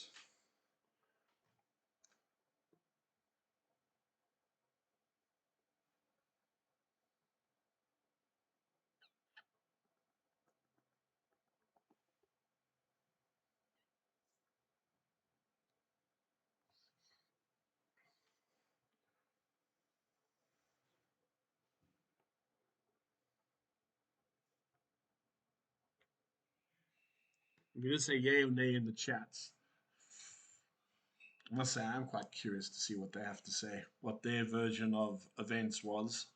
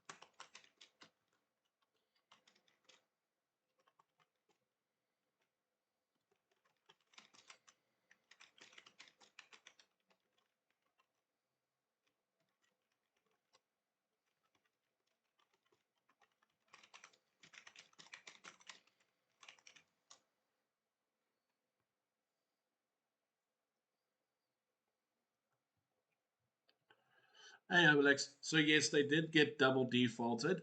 So um, there is a Watu and Carlson video that's come out to explain the events. I can only share what I've been told from the organizers. Basically, what happened yesterday was um, a draw was offered on move 12 or 11, and it was accepted. The arbiter told them to play on, and then they three folded and claimed the draw. So that's what I understand that's happened. I haven't watched the Calvin Clarkson video and Watu video, so I don't know what their what happened according to them. Um, I'm happy to put it on stream, and you guys can we can discuss it there as well. But yeah, I think there's a few problems that have arisen from this. I feel look, don't get me wrong, I feel for both players. I really do. Um, but in the same sentence, a lot of this has happened in the past and it's been unpunished. So, sort of sitting on the fence, but trying to look at it from an arbiter's point of view, LSC point of view, player's point of view, trying to put on all these hats and trying to see, what's the best way or what's the best thing. But yeah, so they both got defaulted. They both withdrew from the tournament. Um, they have taken the appeal to national level, so that's going to be interesting to see what the nationals do. But why didn't they remove them from the pairings instead of giving people close to the top boards 3 points? So, from what I understand, what probably happened was they had the appeal. They didn't say after the appeal they were withdrawing from the tournament. From what I understand, they weren't withdrawing from the tournament. And this morning they reached out and said we're not coming to play. So, and again, I think that's what happened. I think that's what happened. I don't know. It might be explained in the video, but from the way I understand it, look, a draw like that is always in bad taste, but you still can't default the player until there's a specific rule for those types of draws. Yeah, but Ali, that's what I said earlier in the stream. So just take a step back and let's look at the way things proceeded. And again, I'm going to say this is what I know from what I've been told. I haven't seen their version, and I'm probably going to retract some of the things I say based on what they say because they were there. But let's just say in the contest, this is how things unfolded. Move 11, draw offer, draw accepted. Arbiter comes over, says play on. They then play for a threefold repetition. So I look at it in this light. Okay. First of all, you have broken the rule of no draw offers before move 30. Rule broken. Okay. We're not going to debate that. That is clear cut. They've broken the rule. But now I'm going to take it one step further. By breaking the rule, they now have a pre agreed draw on the board. Think about it. I've offered you a draw, you've accepted the draw. Arbiter comes over. I know you want to draw, you know I want to draw. So now I can threefold without talking to you. I can threefold, and you're going to do the same. So, pre agreed draw on the board in front of the arbiter. I think that's where the problem comes in, right? I think that's where the problem comes in. And then there are other aspects to it as well. Bringing the game into not playing the game in the manner that it's intended. Um, there are all these other little side rules that come into play. My question is this. If the rule is no draw before move 30, and I offer the draw before move 30, and let's say without even consulting the arbiter, I just do it, and I broke the rule. As an arbiter, if the arbiter had given them null right there, right then, without allowing them to play on, if he said, you've broken the rule result is null and void, null, is the drama then to continue, or is the arbiter right in that call at that point in time? So this is the interesting conundrum in that scenario, because you've broken the draw. Okay, yes, we can say that the rule doesn't have that in its context, and maybe it needs to be put in for future reference. We'll accept that side of it. But the real question is, should the arbiter have allowed them to play on, or should the arbiter have defaulted them there and then? And the only reason why I put that out there is because, technically speaking, and I mean very technically speaking, by you agreeing to the draw before move 30, you have a pre-agreed draw on the table. If you guys are following me, I know that this sounds a little bit out there, but if you take it letter by letter by letter, the way I see it, you understand, right? So as much as you're being upset about the whole situation, right? And again, emotions are involved because of the players involved. Okay. That being in its whole sense, that being in its whole sense, do the players get away with like does the draw stand? And from me, I think no, right? I think the double default is right. Again, I reserve my right to go and watch their video and see what they have to say because maybe that's not exactly how events happened, right? Maybe there was something else. But if we take it that a draw was offered, the draw was accepted, the arbiter said no, play on, and then they three folded, well, then there's a different kettle of fish playing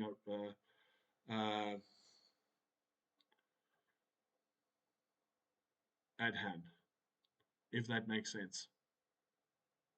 I hope that it kind of explains it a little bit. And again, I'm not for the players, I'm not against the players. I have huge respect for both players. Um, and I think this happened to probably the worst pair of players.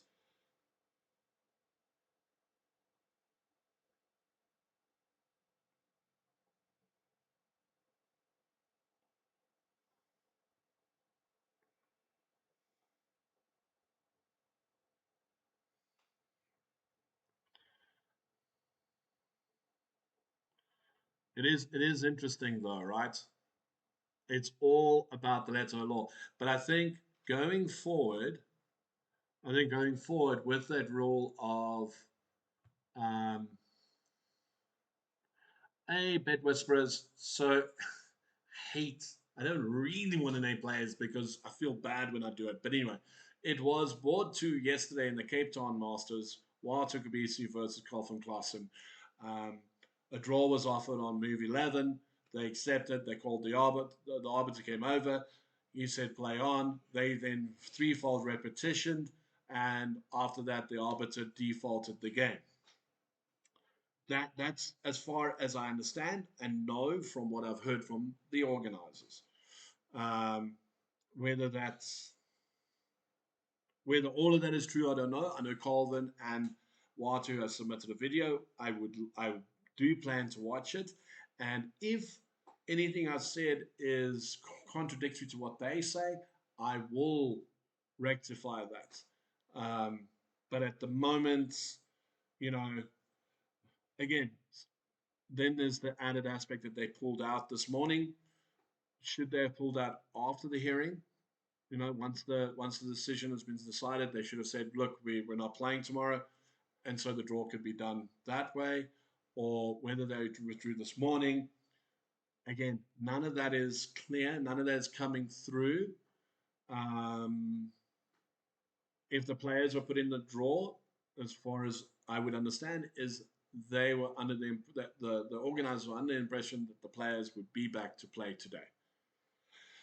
So yeah, that is the story. That is the drama.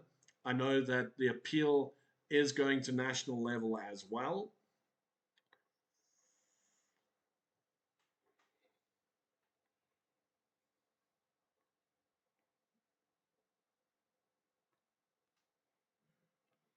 So it's going to be interesting. And again, it couldn't have happened to the like these two players are stalwarts in chess, and I really do feel for what they're going through. Um, and should they be playing?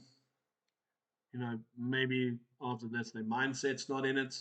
Can understand why they pull out.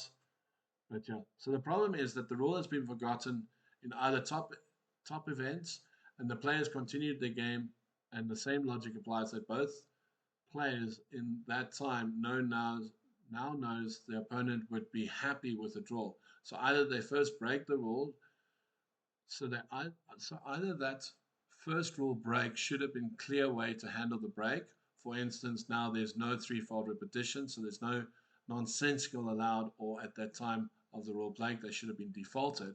From a player's point of view, and rules is really to be conveyed. So funny enough, I've got Justin calling me quickly. Hold on. Justin, I'm streaming. Hold on, I can't hear you. Just give me a sec. Um, hey, buddy, I'm stream. Oh.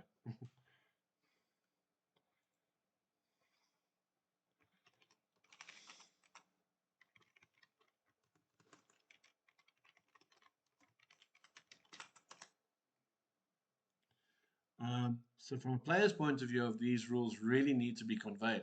Yeah, no, agreed. And you know, sometimes you need something like this to improve the rule. Like, don't get me wrong, the rule needs improvement, and an incident like this is going to improve the rule. What's happened to the players again? I will say I do feel for them in the situation, and yeah, maybe they should have been punished for the breach of the first rule and not allowed to continue. That would make things a lot more simpler. But again, with regards to that rule, what are the punishments? Because remember, in the FIDE rulebook, there are punishments listed for different rules. Okay, so what is the punishment for that? Should you offer? And I think, you know, maybe a bit of naivety from rule makers and stuff like that, where you put the rule there and you think no one's going to offer the draw and accept it before move 12, or move 30 or whatever the number is. And then this happens. So now you've got to cover against that. At the same time, I think they also expect arbiters to use their intuition and apply the rule and apply appropriate punishment.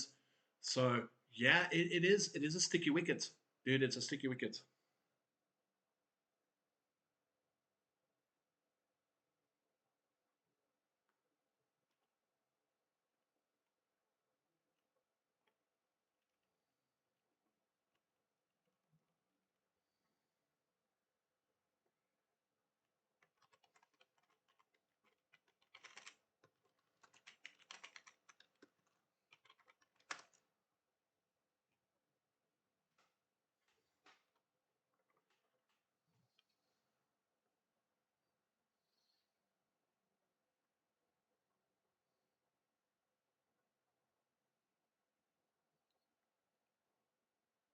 We agree that 11 move draws are not good for the game. Absolutely.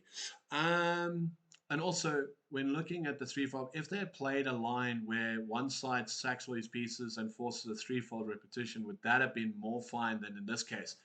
So here's my interpretation, right? Let's say, let's say hypothetically, the the arbiter came and said play on. Okay. When he said play on, had they played one or two moves more, then three folded, I don't think an arbiter has a leg to play on. They've played, they've tried, they've gone to three fold. If that makes sense. I think it's more along the lines of I told you to play on and now you're just proving that you're going to go for the draw. I think and I say this in italics, a little disrespect to the arbiter at that point in time was shown by playing it this way. Had they played one or two moves, I mean even one move or two moves, I don't really, it doesn't really matter. If they just showed intent to play and then gone for the threefold, I think this issue is dead and buried. I don't think there's anything to stand on because the real issue is when the rule was broken the first time, a punishment wasn't handed. You understand? So the punishment wasn't handed, and now that they've played on, you can you can't do anything. So in your aspect, Ali, yes, I think if something like that happened, the threefold happened, nothing anyone can do. One or two moves later, threefold happens, nothing anyone can do. That's what I interpret, to say the least.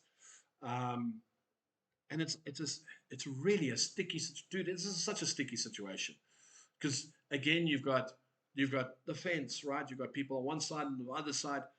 But if you really just break down, and that's what they teach in when you go for your arbiters training.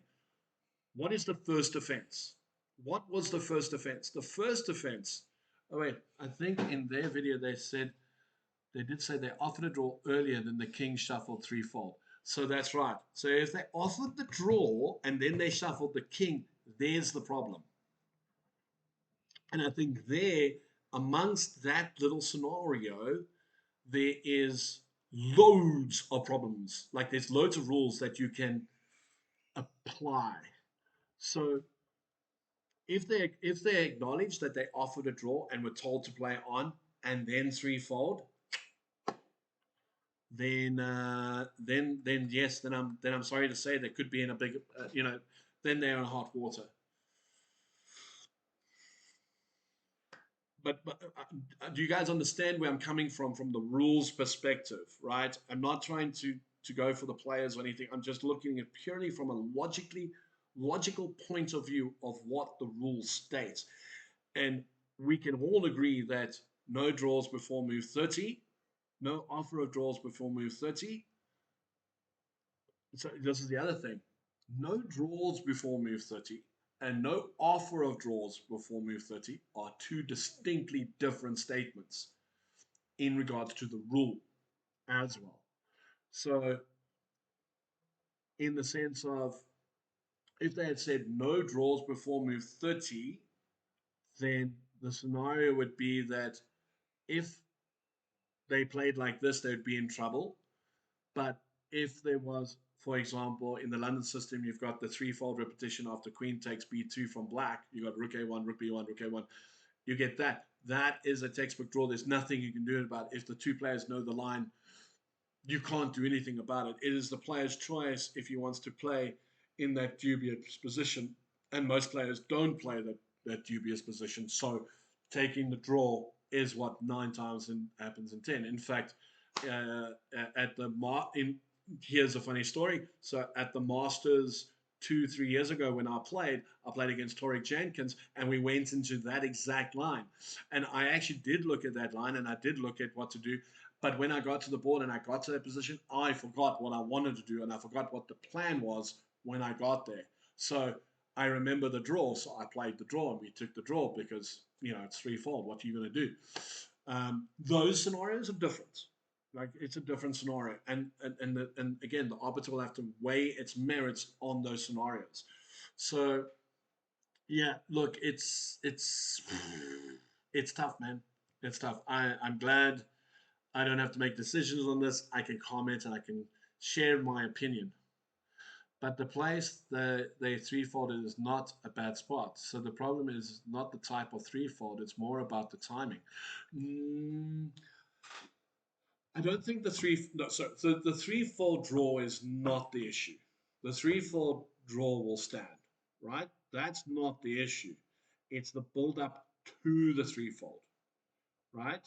So if they if they offer the draw, accepted, arbiter say play on, then they threefolded. Ignore the threefolded at that point because the real issue is you've offered a draw, you've accepted the draw, and I say this again in italics, you've pre-agreed the draw, and I say pre-agreed the draw because the game's still ongoing. You've pre-agreed the draw, which means your opponent knows you want to draw, he knows he wants a draw, you know you want to draw, and now um, you can play King H1 and King H8 and have the threefold repetition happen because you both know you want the draw. You understand? If, let's say, the offer of the draw was not on the table, so this is where it gets interesting. Let's say the offer of the draw was not on the table and they weren't told to play on, and you played King H1, King H8, King G1, King G8, King 8, and you played that exact threefold again without the other stuff. Take that stuff away. It's not there. The two players are playing. We played the threefold, and the threefold takes place. Arbiters have no legs. None. None. None. The threefold stands. Okay? So it's more about the build up than the actual threefold. And I think we can get very, very pinpointed on the fact of the threefold.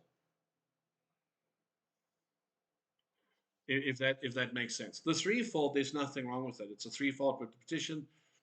Yeah, we can agree on that. Absolutely. It's the build up to that is the problem. Um,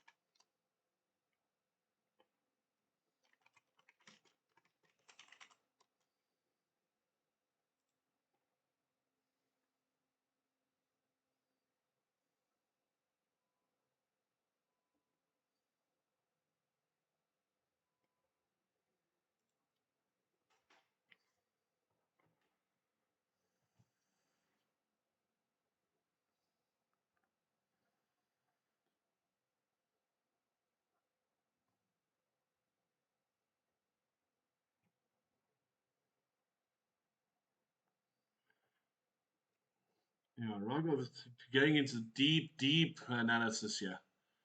Vanilla is, yeah, he's squeezing black here. Ooh, black is squeezing white here. Looks like Banana is going to pull that one through. Shariah, yeah, when we said this was very drawish from the word go, still looking very drawish.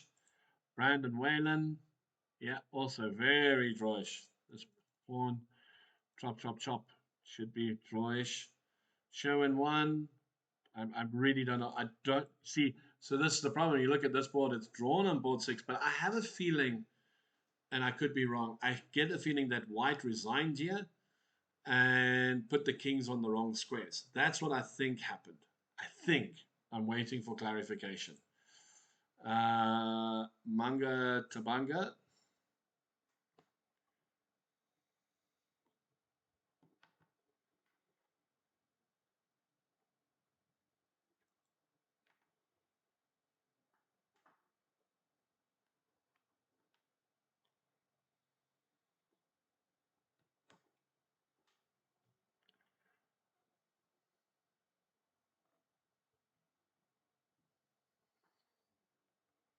And I think also when it comes to, just to finally put this all to rest for now, when it comes to the scenario with the draw and the 30 move and all the rest of it, understanding, interpreting the law is very, very important. Um, and yeah, it is an uncomfortable situation.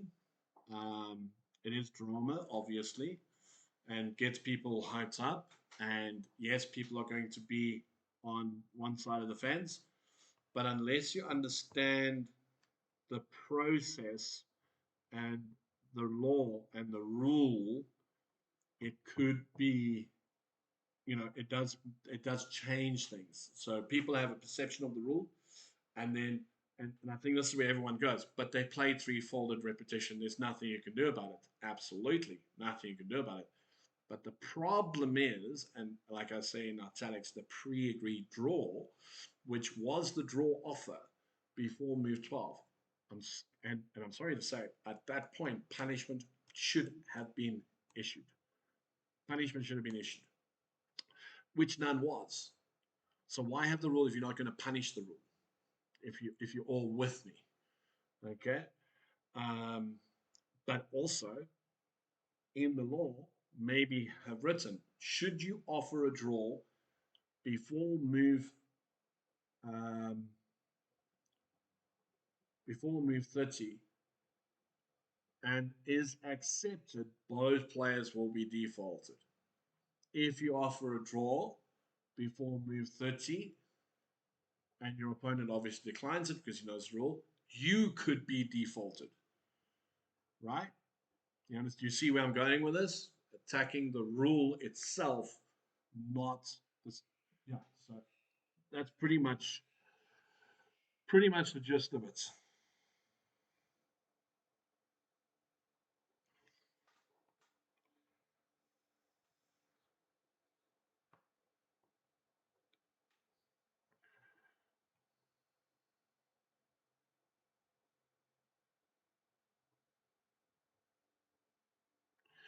Yeah, no, you can.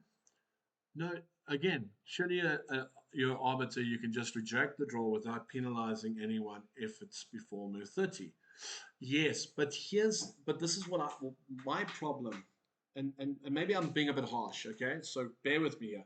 My problem is that because you've offered the draw and your player has agreed to the draw, there is an agreement in place, in the air. There's an agreement in place, right? So, because that agreement is in place, there is a pre agreed draw on the table. Are you following my logic here? I could be completely wrong, and I accept that. But I'm looking at it from a logical point of view, and I'm going, you've offered a draw, you both agreed, so you both know that you want to draw. You're both happy for the draw. So anything you do now is all about the draw. It's not about the chess anymore. It's about the draw because there is an agreement in place. Does that make sense? So, in order for that not to happen, you've got to put harsh punishment on it. Because what punishment you've said don't offer a draw before move 30, okay? And I've done it anyway. I've done it anyway. I've ignored the rule. The rule is irrelevant to me. So I've ignored it. But now, what punishment do you get? It's the same as if you make an illegal move, you get docked time. You lose the game if it happens a second time. You know, there is punishment for breaking the law. What punishment do you have for offering the draw before move 30? And I think that's also a very sensitive aspect. Okay. And yes, you're trying to deter the quick draws, and yes, you're trying to deter the offering of draw before move 30. So why not attach the punishment to the law, if that makes sense? Again, from a FIDE perspective, can this be, can this be law? When FIDE revises rules, are they going to be looking at this more closely? Okay, because again, it's not what happens really at the top level per se, right? Those guys are good enough to play drawn positions to move 30 and get the draw if they want it. This is generally more for your other, your less than the top 100s. It's for those kind of players. So I think a lot of good, look, as bad as it is now, I think a lot of good is going to come out of this. I think, everyone's going to be hyped up because of the players involved and the emotions and all the rest of it. Yes, absolutely. But um, I think in the long term, from a long term perspective, we are going to learn and grow and better the rule and better chess. So we've got to look at the positive. Let's not worry about so much of the negative and all the emotional side of it. Let's look at the positive.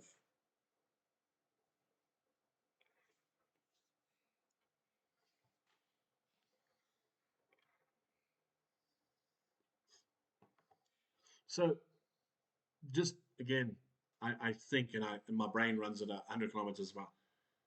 If they weren't at the board and they offered the draw outside the room, right, before move 30, that would be perceived as a pre-agreed draw. Okay? But now because they're in the playing hall and they've broken the rule 30, is it not the same thing? Or is it because they are not at the board and away from the board, it's a different pre-agreed to being at the board? And these are things I want you guys to think about, right? I definitely, because I think, like, if this is the level of arbitrary and tournament expectations and that, we're going to get used to these kind of rules coming into play. So we've got to understand them from our perspective as well. So that is the key factor, right? That is the key factor. How do we interpret? How do the arbiters interpret? How do the organizers interpret? And how do we prevent? So here's the other thing. How do we prevent this from happening again? Because we don't want this. Look, I'd rather have Watu and Colvin playing their best chess right now and challenging. I would love to have seen Watu against the Jim. I want to see Colvin against the Chian. I'm as a spectator, as spectators of you, we have been robbed of this experience at the moment. Okay, due to circumstance, due to circumstance. But what is the way forward to prevent this from happening again? That's it. You know, it's happened. It's out there now. People are upset. Players are upset. Organizers are upset. Arbiters are upset. Rules were enforced. Whether those rules are right or not, well, you know, again, if you look at it systematically, and again, because there's no defined punishment for the 30 move rule, so here's the thing, there are gray areas. That's the big issue. We need to get rid of the gray areas, make it black and white, bang, Bob's your uncle. I mean, if you play in a tournament and you go, the rule states very simply no offer a draw before move 30. Should you offer a draw, the punishment will be X, Y, and Z. As a player, are you going to offer that draw? Hells no. Hells no, you're not offering that draw. You are going to very simply, just play the game. And if you really want to draw, you're going to look at lines and variations that you can play for the draw, and you'll get away with it in that way. But are you bringing the game into disrepute? No. Are you playing the game in the manner that it's intended? Yes. You're still trying to play. The fact that you're playing for a draw, that's your choice. Your opponent doesn't need to play for a draw. He could be playing for a win. Both players are playing the game. I think after the draw offer was played, the game stopped being played. And again, an issue. But again, like I said, I haven't seen the video. We'll go look at it. If I've said anything out of turn or I think some of my opinions need to change, I'll happily retract what I say. But from what I know and what I've heard and what people are saying, I think they're in a tough spot. Um, Again, do I think it's good for chess what's happened?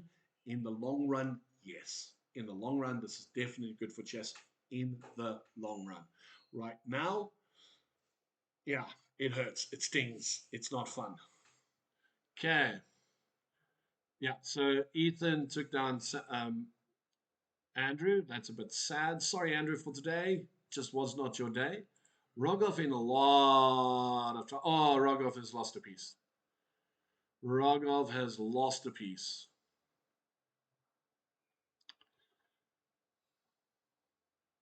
So this is going to be tough. This is going to be tough now.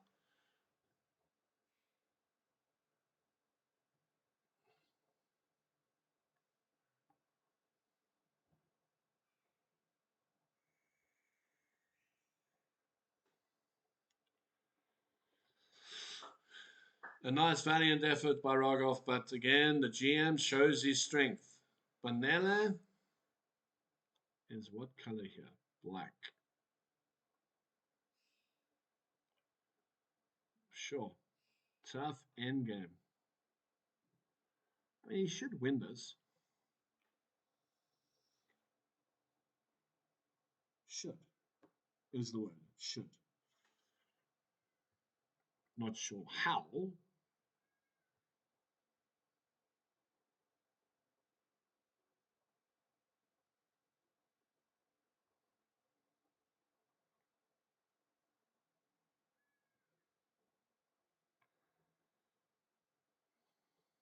But he's going to have to find a way.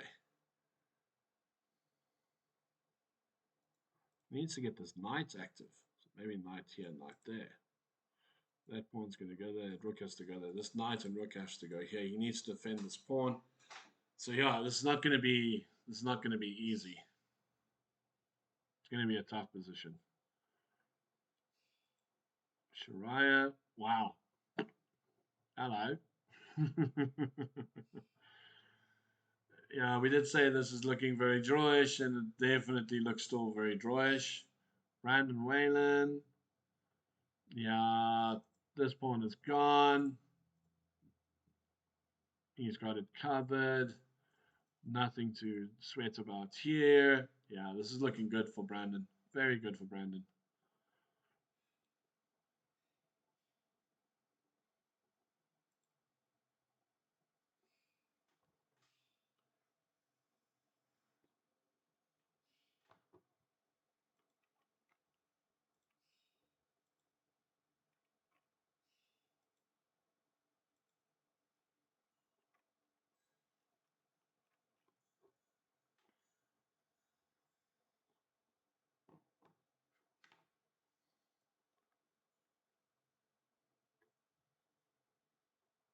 Look at these rooks staring down the file. Beautiful stuff.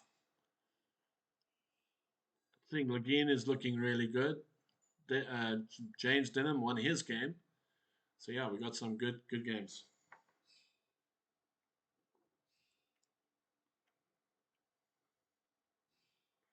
I want to come back to this.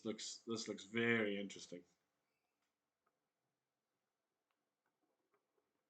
See how Rogov can what he does here and how the GM finishes us off.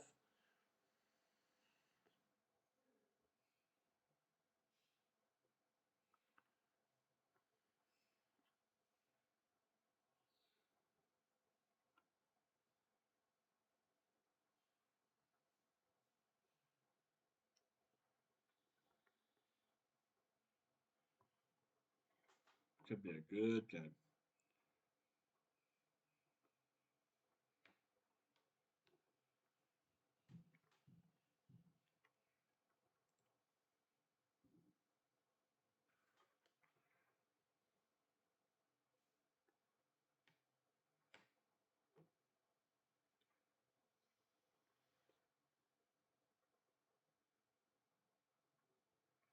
We're going to see F4 here.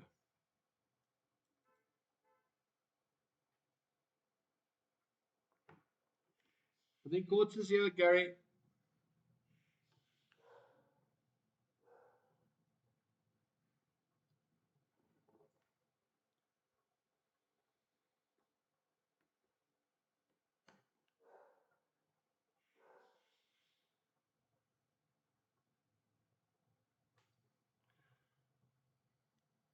Is F4 the move?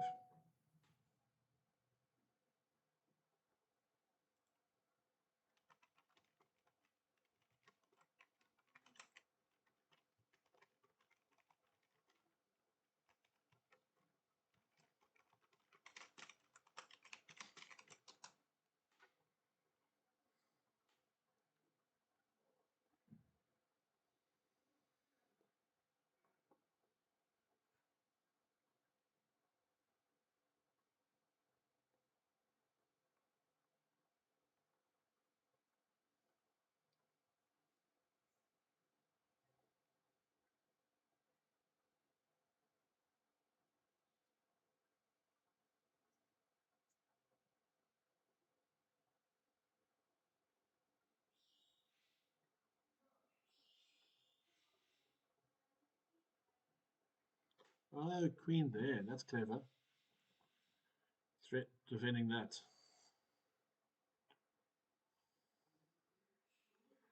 King's going to go there. Then King here. Then King here. And if check here, Bishop back. And he should be fine.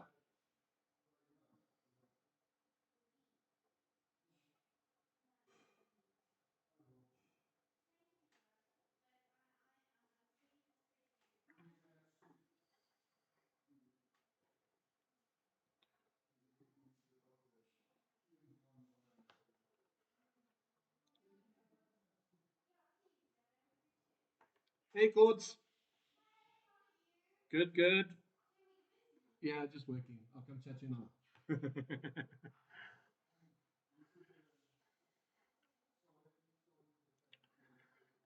Yeah, I think King G2 is the move.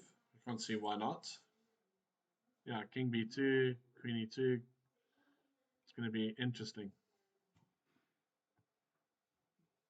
Where's my mouse slow now? System resources. There we go. It's back to normal. Yeah. I mean, Rogo's going to try, but I think it's toast. Banana. Still thinking. Trying to find the best move here. Oh, okay. So Banana went for the check. Interesting. Interesting. He goes for the check. Maybe he's trying to get the king away from the square so he can get his knight in. This is always a threat, but I mean, rook here, king can go. The knight will always defend his pawn. So this is just a matter of technique, I would assume.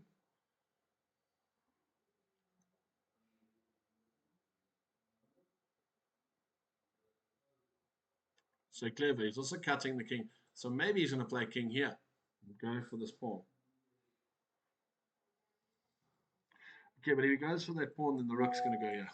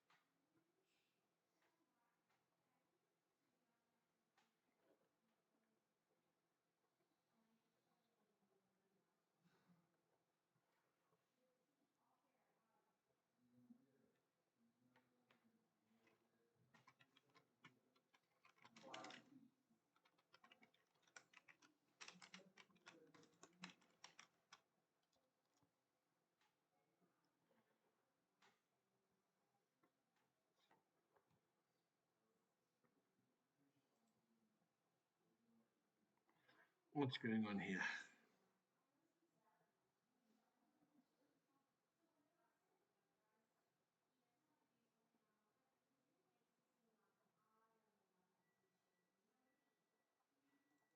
So that check is a threat. Queen back, maybe?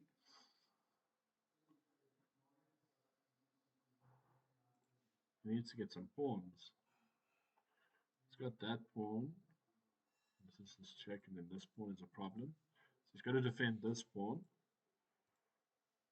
But okay, check, and he's got king there. Queen check. King there.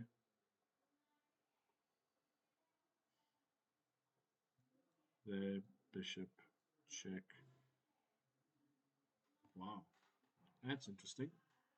He's not worried about this check here.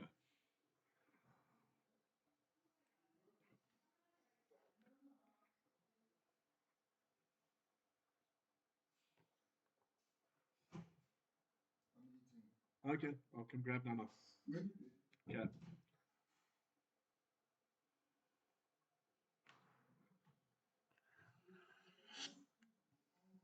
Yeah, said that check was coming, and then what? Check here again. Vanilla, what's happening here? So the king's gone here. So now what do you do? This is the question.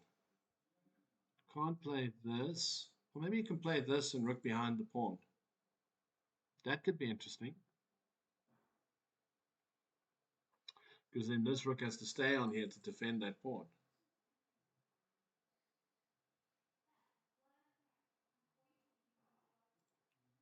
Is this drawn? Or, yeah, it says very drawn. I don't know how this is drawn because I would have thought that the knight and the rook would be enough against the pawn. But maybe because the pawn is on the 6th rank, it's more dangerous than it looks. Interesting. Very, very interesting position. I mean, if I was playing black, I'd be thinking I'm winning this game, but maybe I'd have the wrong thought process. Interesting. Okay, Rogov is in a lot of time trouble. He's trying to find a move. Oh, look, he's played king there. Interesting. And there.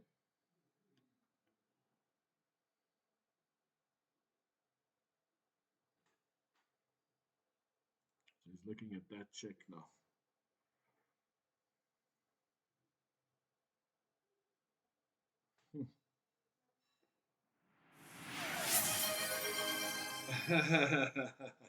How's it, VHS Nuts? How's it going?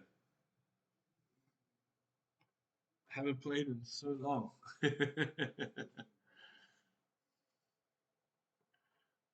When do you want to do your adoption match, mate?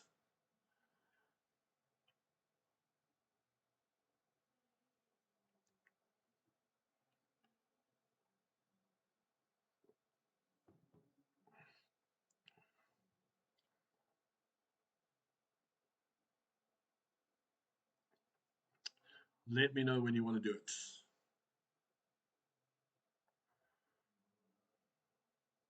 It's a nice move, that A5, A4.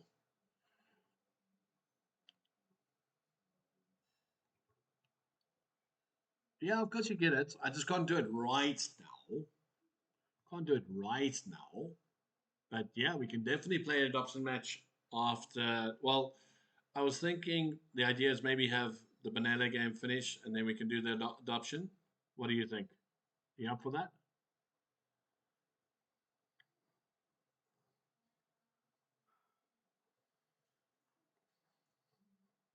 And where do you want to play the adoption match? Do you, on chess.com or on Lee Chess? Either or, you decide. I don't mind. But yes, I'll happily play you an adoption match after this. Absolutely.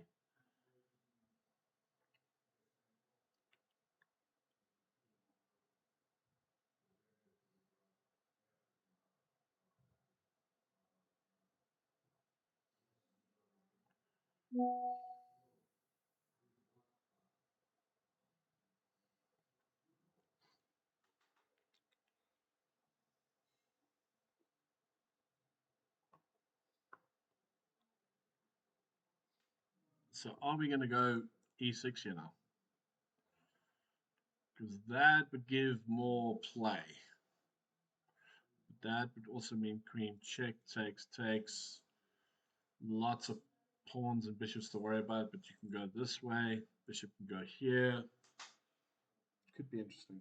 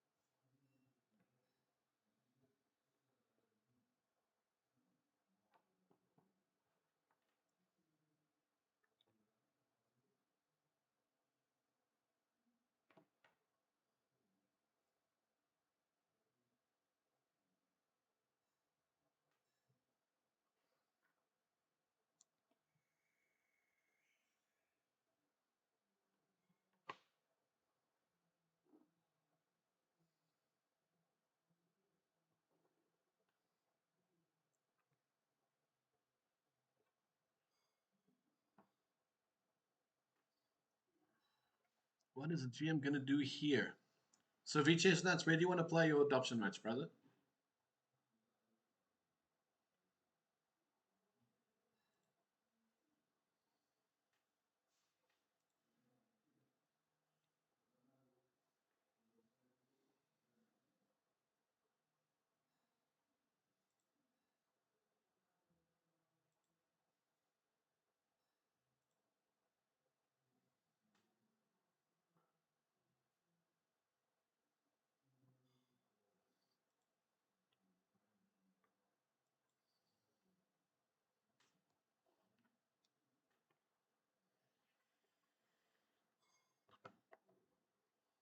Okay, so E6 was played.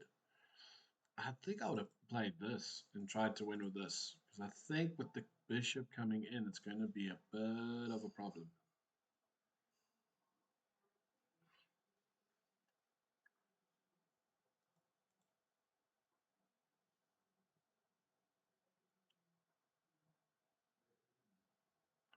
Obviously, the king can't go there. That's mate. King has to go here or there. These are the two squares.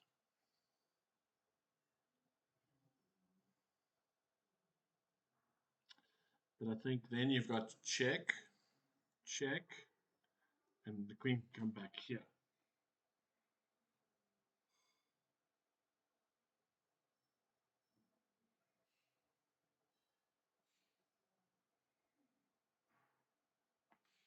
Okay, so king there. So now what? Can't play queen check there. What about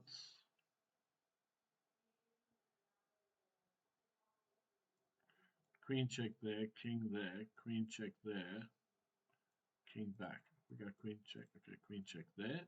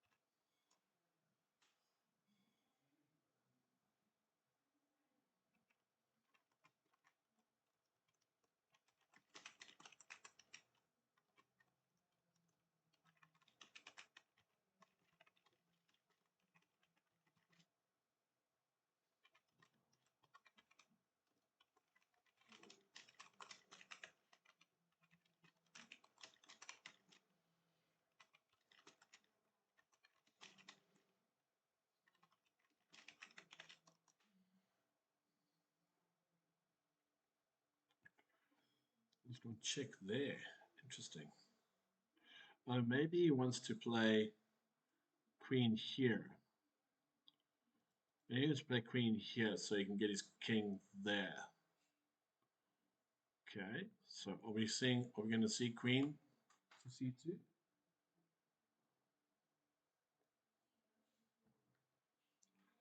Queen to c2 to get the queen out of the way. So maybe that means the queen has to go here. Well, it can't. Well, it can if the queen's not there. So queen there. Oh, he's going for this check.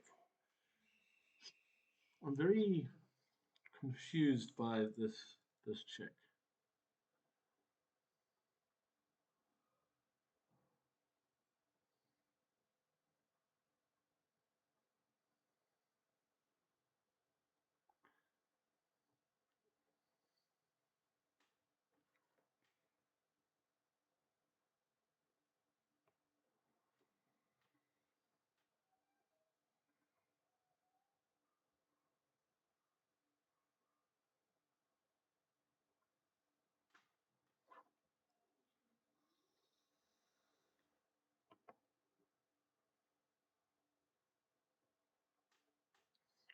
Features that, so you haven't answered my question, brother.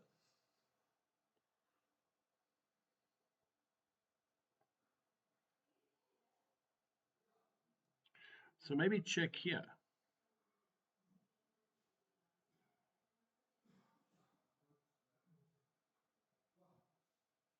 Check here. King here, queen check here. Trade bishops.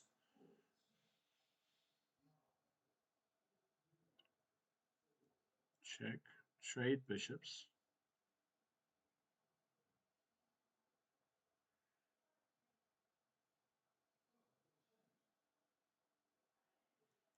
Trade queens. King there.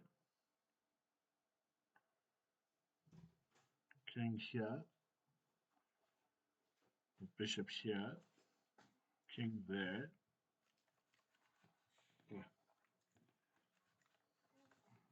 Yeah, that's all good.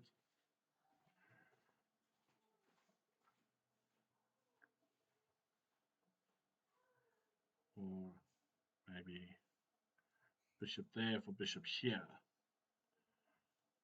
Stand there and then pick up these pawns with the king. Maybe that's the way to do it. Queen check. There. Check. Takes. There. Bishop here. King there. Bishop there. Push pawn. King. King. There. King.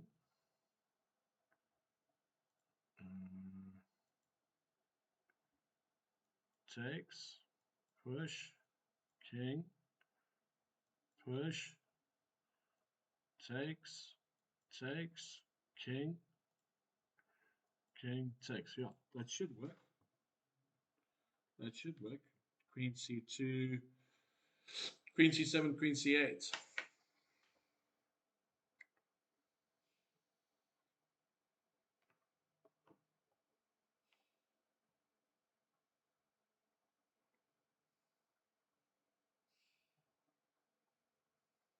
Of course, if the king comes in, then the bishop stands there.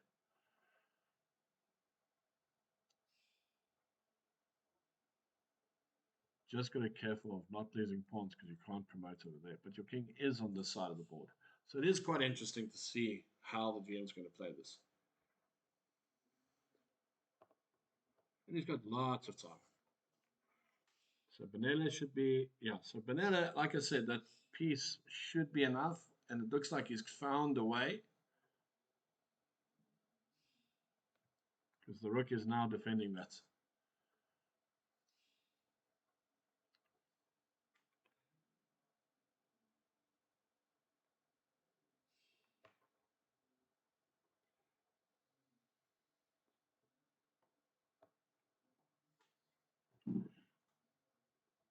Okay, I would assume that the king is going to go here.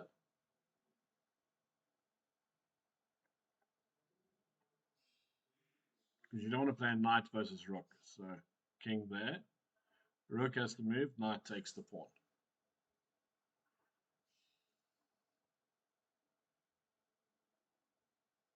And then you can get your knight and rook on that pawn, give it away, and then you've got this pawn to come through. It should be fine. GM still thinking.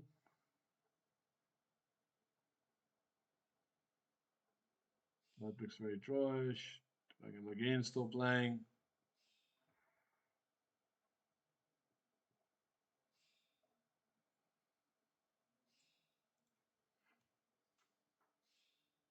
Just want to get something quickly.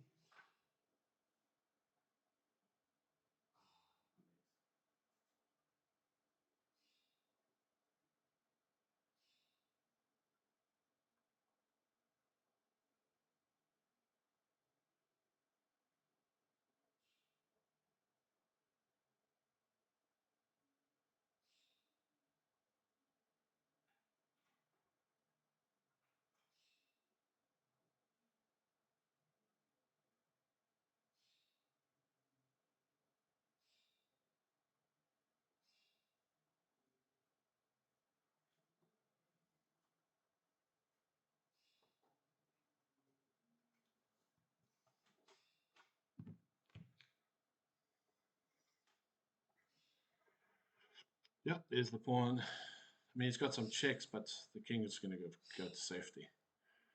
And if the king goes here, you just play rook here. And the advantage is once the king goes there, you've got knight here. Push, push, push, push. So Banana should bring this game back. Should win this one.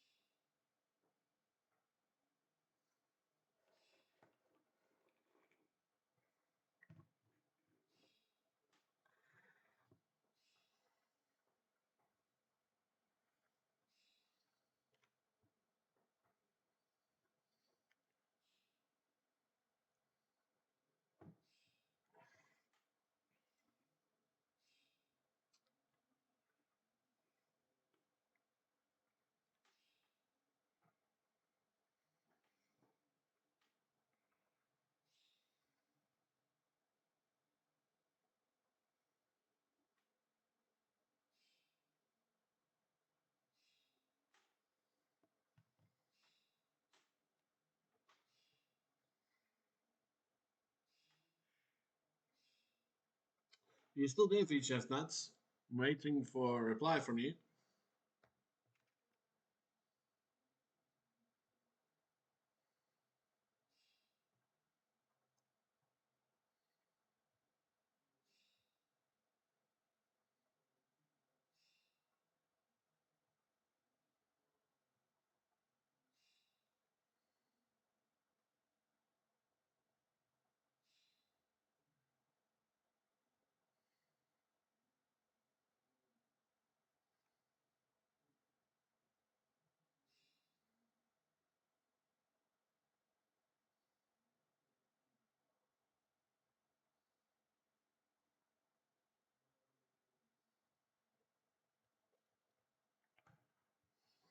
Yeah, well, we expected to check, didn't we?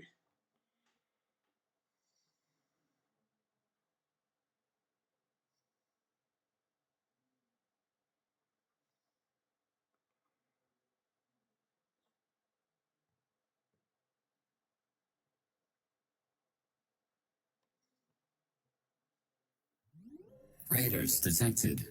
Hey, Welcome Master and Chef enjoy your stay. Dojo. It's been a while. How you doing, brother? Hope you had a good stream. Commentating as always. Nice to see you in streaming. Good to see you, mate. It's been a while.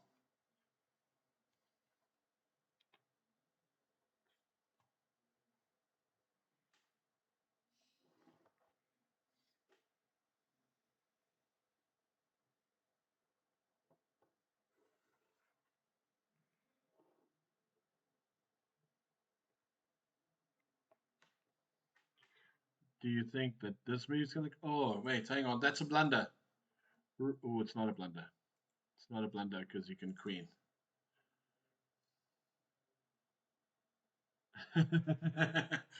Yeah. So just to catch up. So in the Capetown Masters, basically what happened is, you know that you have this rule: no draw offers before move 30. And yesterday we had a scenario where two players agreed to a draw on move 11, 12. Arbiter instructed them to play on because it broke the rule, and then they three folded the position and got the draw in three moves. And what I was saying is, because they offered the draw and agreed to the draw before they played the threefold, it can be conceived as a pre-agreed draw. And that's where I think that's where you came in, and you heard that. So um, again, you know, is it a pre-agreed draw? Is it not? But from a player's perspective, I'm going on the lines of, you've offered me a draw, I've taken the draw. We're not allowed to take the draw, but now I know if I play up and down, you'll play up and down and get a draw. So isn't that a pre-agreed draw? You know, finding the rules. I had a GM student when going for his norms in Corsica and IM. The game was double forfeited for a draw under 30 moves. Okay, so there is a standard, Master Jojo. There is a standard that if you accept a draw before move 30, that you get defaulted 0-0. That is very interesting. No, that's great. That adds to this, man. That adds. I didn't know that, so thanks for sharing that bit of information, because that is key. So so you would agree that technically speaking, technically speaking, if the two players offered the draw and accepted the draw, the arbiter could immediately double default them there and then because a precedent has been set. That is very, very interesting. Very, very, very, very interesting. Wow. Wow. So I was started my stream and I was connected to your stream but couldn't comment on the time.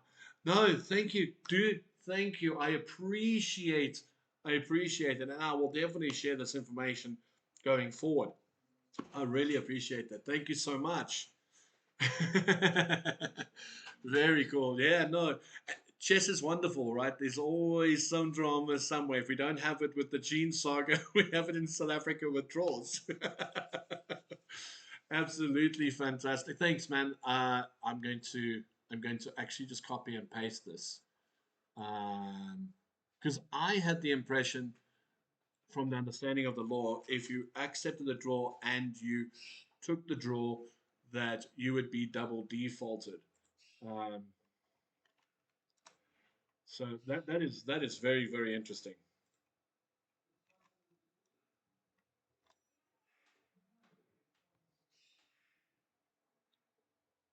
That is very, very interesting.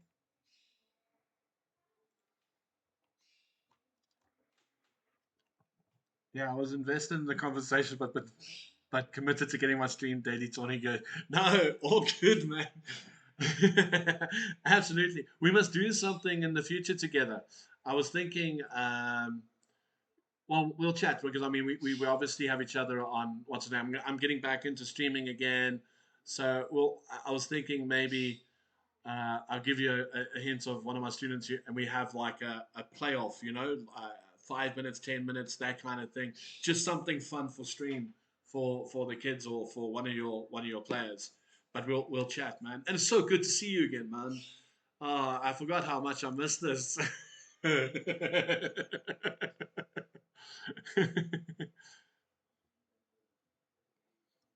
I forgot how much I missed this.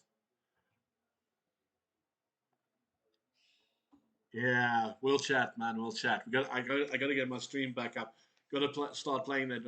You don't play the Arena Kings, do you?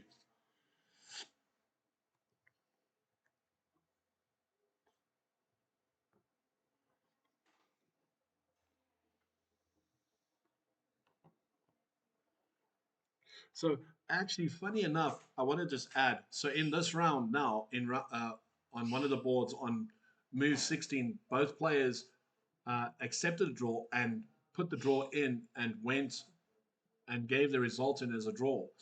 But they were under move 30. Unless you have confused me with Dojo Live. No, no, no, no, no. No, no, no, no, no, no, no, no, never, never. um, and a rumor has it that those two players have been called back to the hall to play the match. So I'm not sure if they have to replay from the beginning.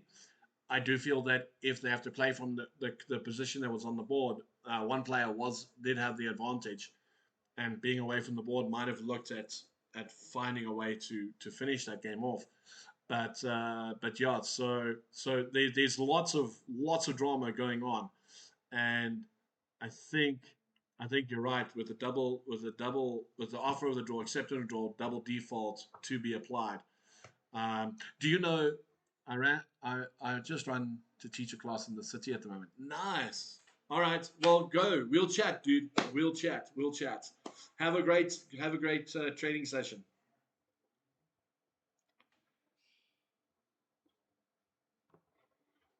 Oh, guys, you must go check out Master Chess Dojo. Really good stream as well. Really good stream.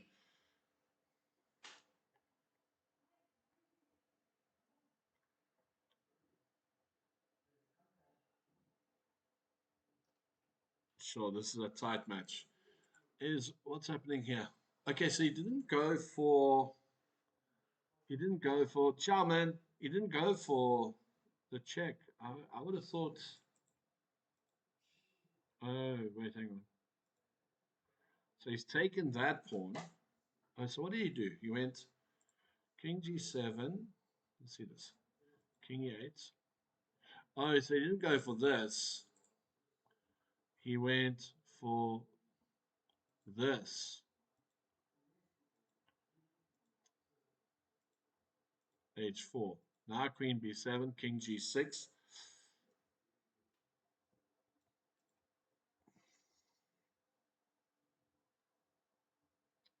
Interesting. Fight to the death. Rogov giving everything he's got.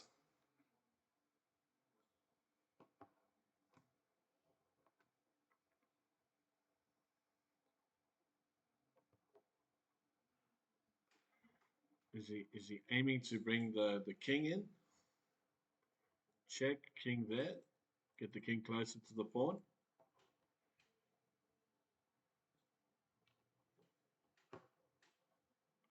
Are we going to see this move?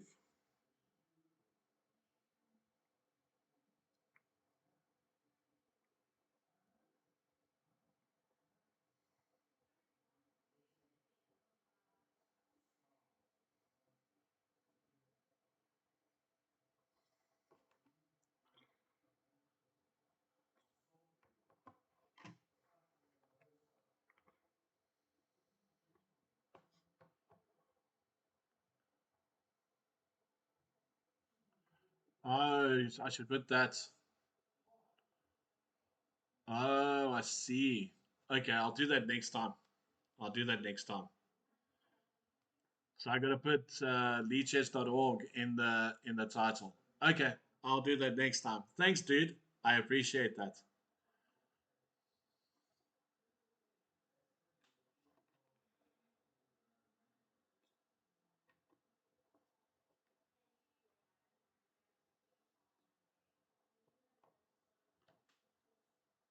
Good to know. Can I? Let's see. See if I do it.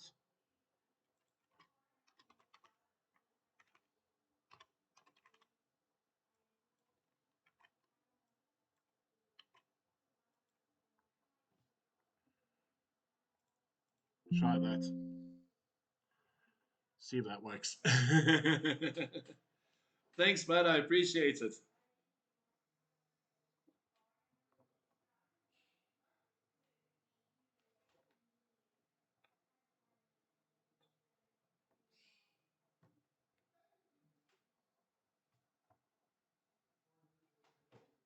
Cool, man. Thanks, eh? I really appreciate it.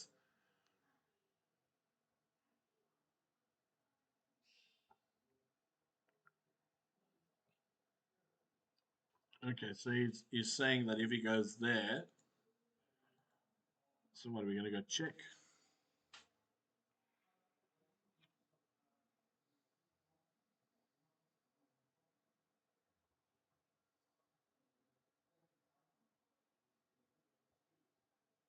just a threatening check here.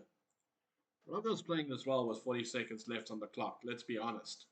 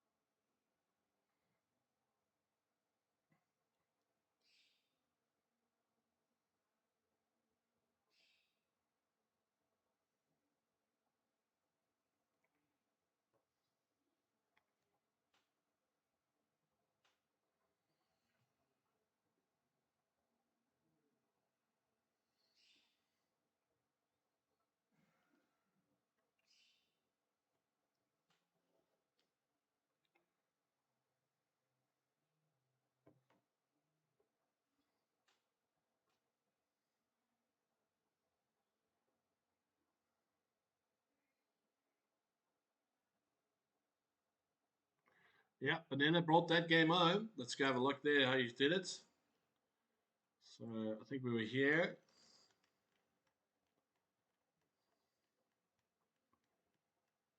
Just really good play. Just really good play in the end there. Check and queen. Beautiful, beautiful play by Banana in that end game. Shariah, he's somehow managed to squeeze this game. I would assume pawn, but a king. Oh, there's check, there's check. So where does the king go? Here, here, check, and then king into the gap. Yeah, maybe that's it. So here,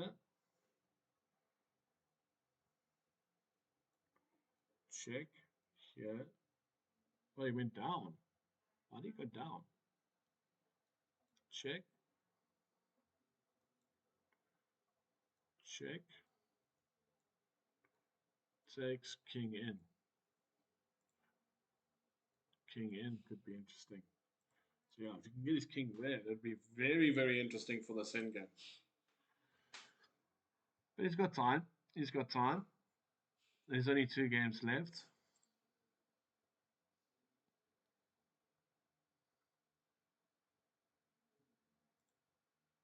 Yeah, the Grandmaster's thinking hard here. Interesting that he plays this move. So, Bishop c3, King h5. So he plays this. Maybe that's to get his king onto this square.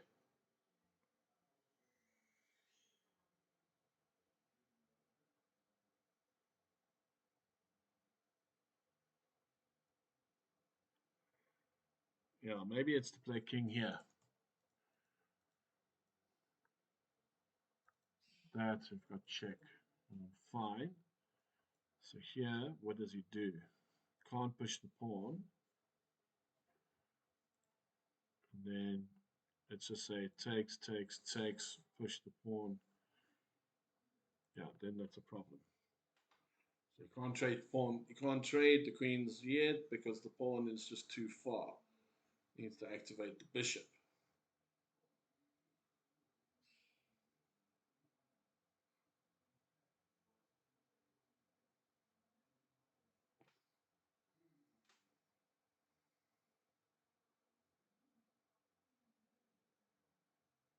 Yeah, so he's gone king c4, which is expected.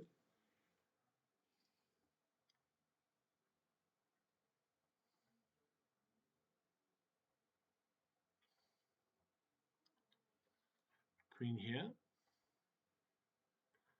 Okay, but queen here falls to queen check. Okay. So now, check. Check. King there.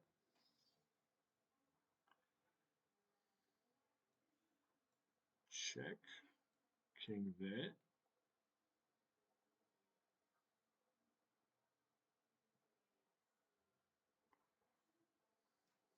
Interesting. I would assume that's the check that's coming. Takes, takes, push pawn. Are you leaving already? So that was a quick visit.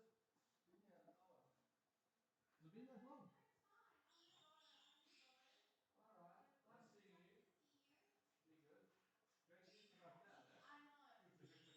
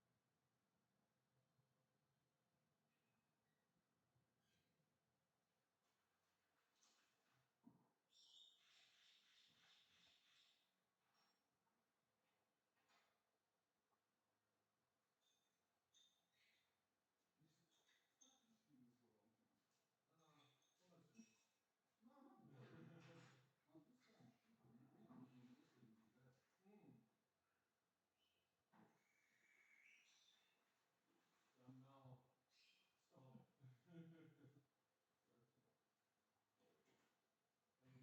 G.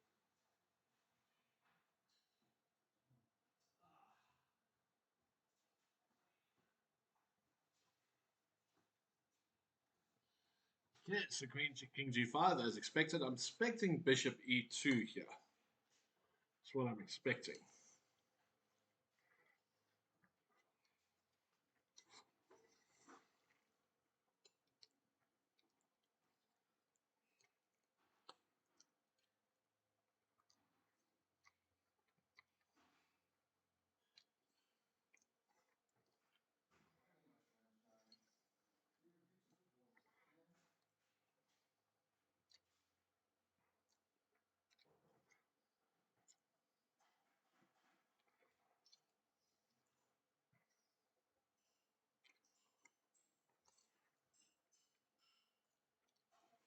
I will say Rogov's putting a big fight in this game.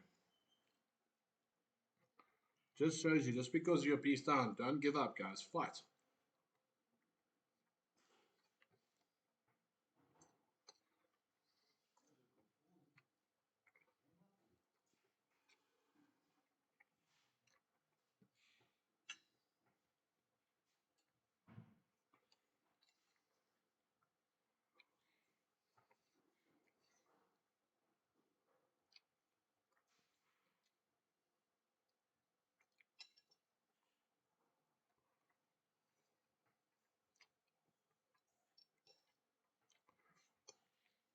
Best part about streaming and commentating is you can at least eat lunch.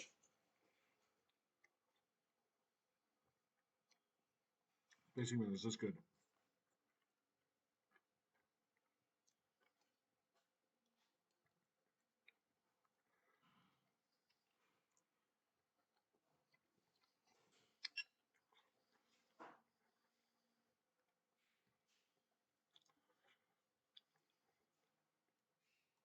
Is this move any good?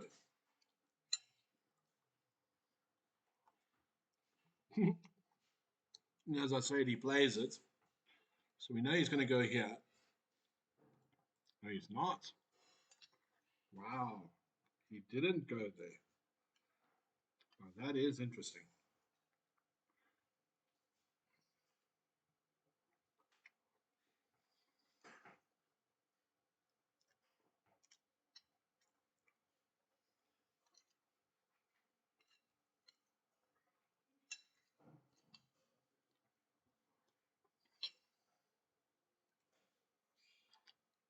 You can't go there because of queen check, king there, and mate. I was thinking the other position when the pawn was still further back.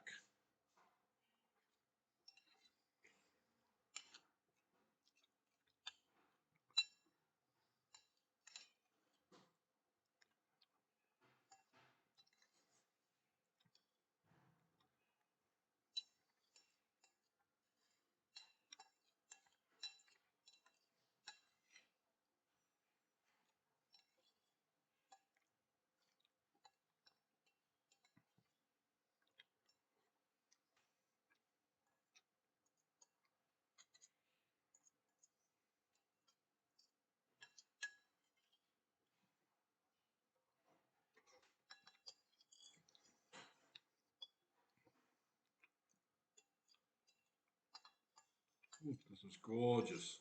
Good lunch.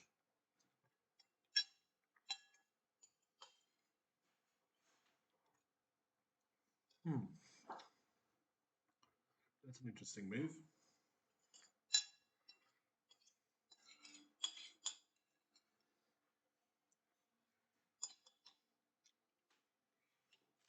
I suppose the queen's going to stay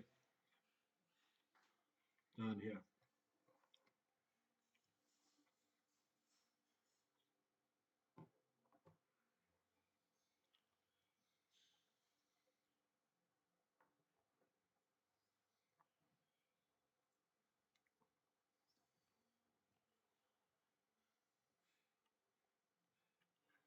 Trying to figure out what's the best plan here. I mean, yes, white is winning, but how do you finish this off?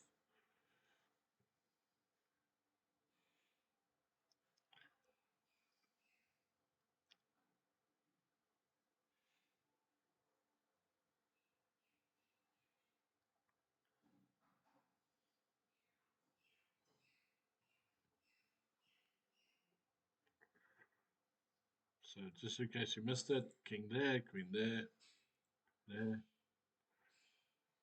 king g6.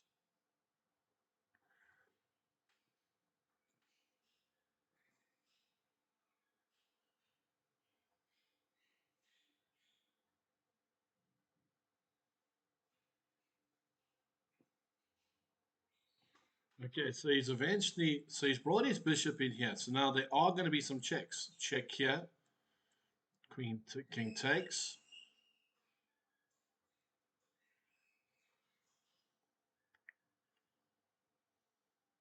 Queen check. King there. Queen check. So I think there's going to be a lot of checks going around here.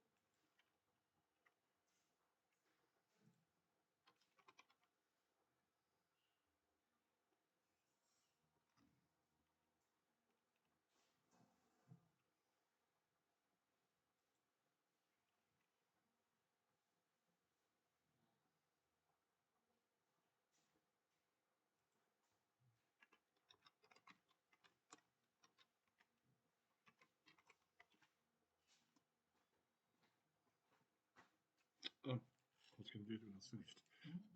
Thanks. It was absolutely delicious. So, like I said, a few couple of checks.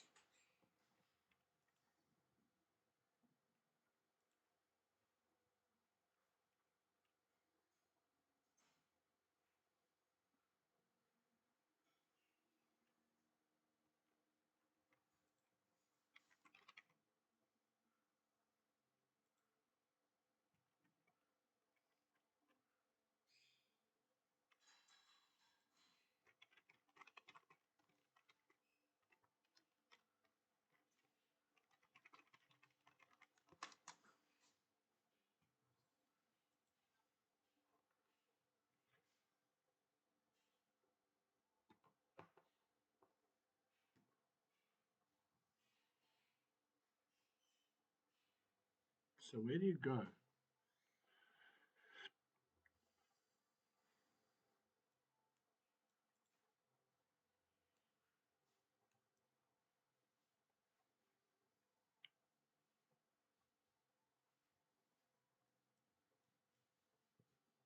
Can't go there to checkmate.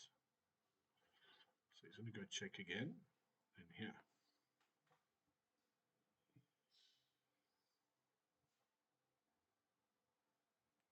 Maybe this king has to run this way around.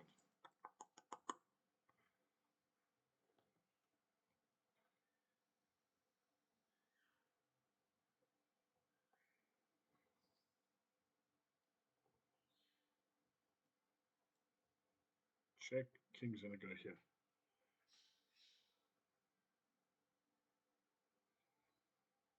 Just I think he's got more leeway, more defense this side.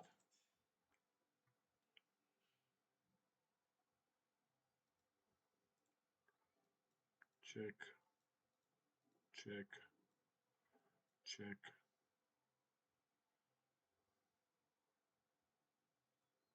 King here.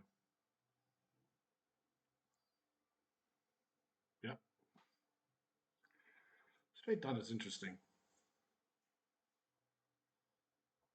But he doesn't want to go there because he's got this check. So he's going to go this way around. Interesting. Nice to see the king, some king play here. So assuming king here.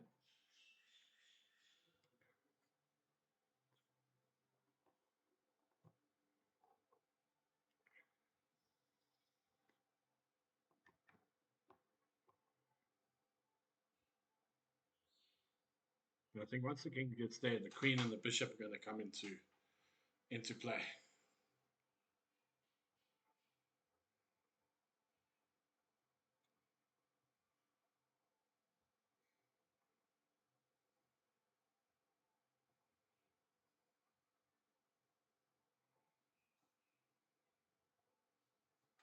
Yeah, I think if the king goes there and he goes for the check here,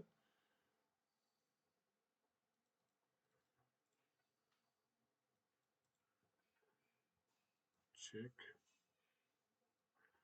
check, check. What's that? So then there. Then there's no more checks. Yep. Okay, but now if he goes check there, you go king here anyway. Go king here anyway, and then what?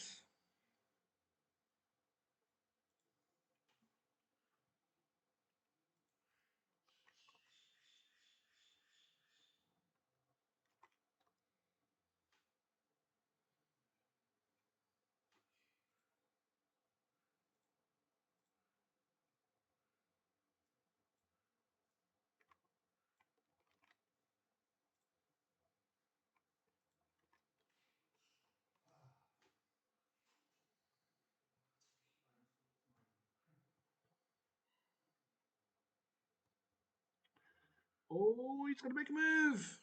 Did he lose on time? No, he just makes it. He just makes it. He just makes it on time. Okay, 30 seconds and you get to 31 seconds. So I would assume he's going to go check here, and then the queen's going to come in.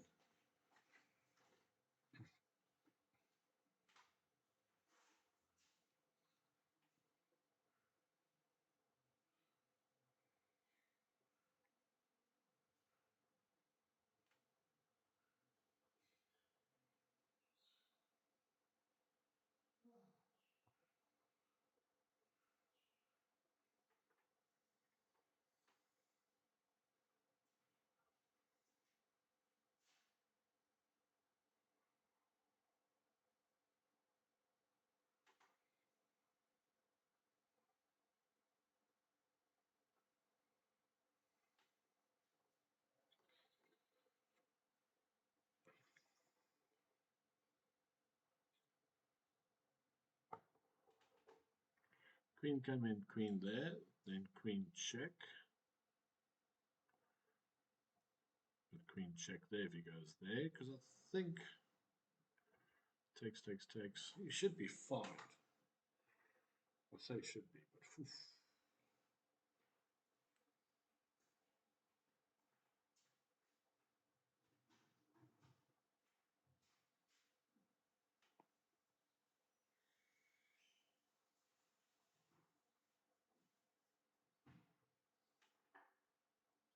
So I think once the queens come off, it's completely, it should be easy for white to win with the bishop.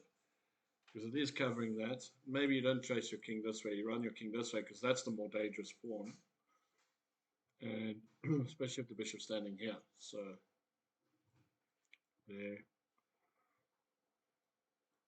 king there, bishop there.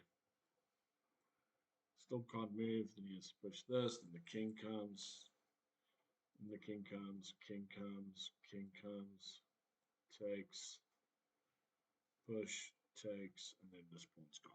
Yeah. So Rogov's got 40 seconds to find a move.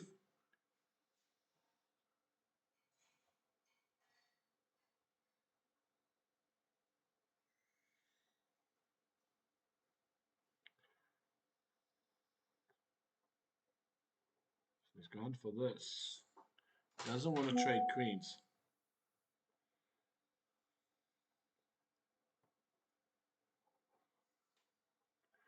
So this is going to be interesting. Where does the king go? King has to go there. Oh, this is mate. This is mate. Hey, 35 dark chess player. This is mate. Because he has to go here and then, yeah, but now that. Does that work? No, it doesn't work. So maybe bishop here check first. Because that doesn't work, the king goes there. And the bishop's hanging as well. Can't move the queen. So maybe check. Can you host the symbol? Yeah, I can host the symbol. Why?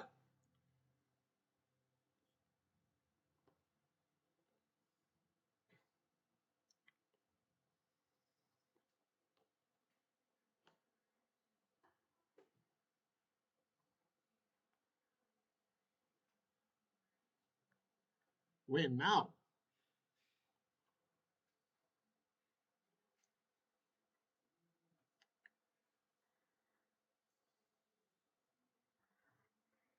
Well, somehow I need to prepare, and I've got busy commentating on this tournament, and then I've got coaching after it, so I can't do it today.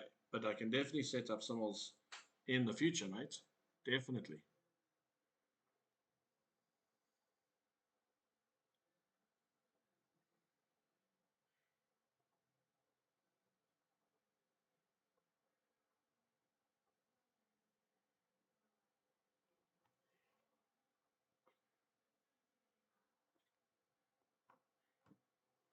Okay, so check. This is interesting. How is he going to?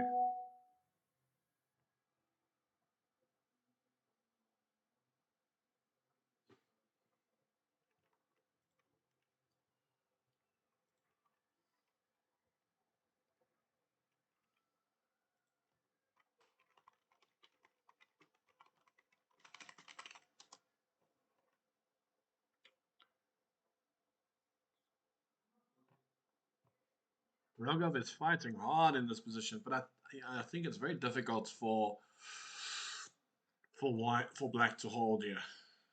He's done everything he possibly can, and the GM's done everything possibly he can to make this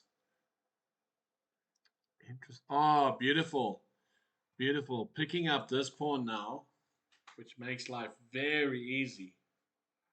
Oh, beautiful, beautiful, beautiful, beautiful. And now it's problematic. King, he wants to go here.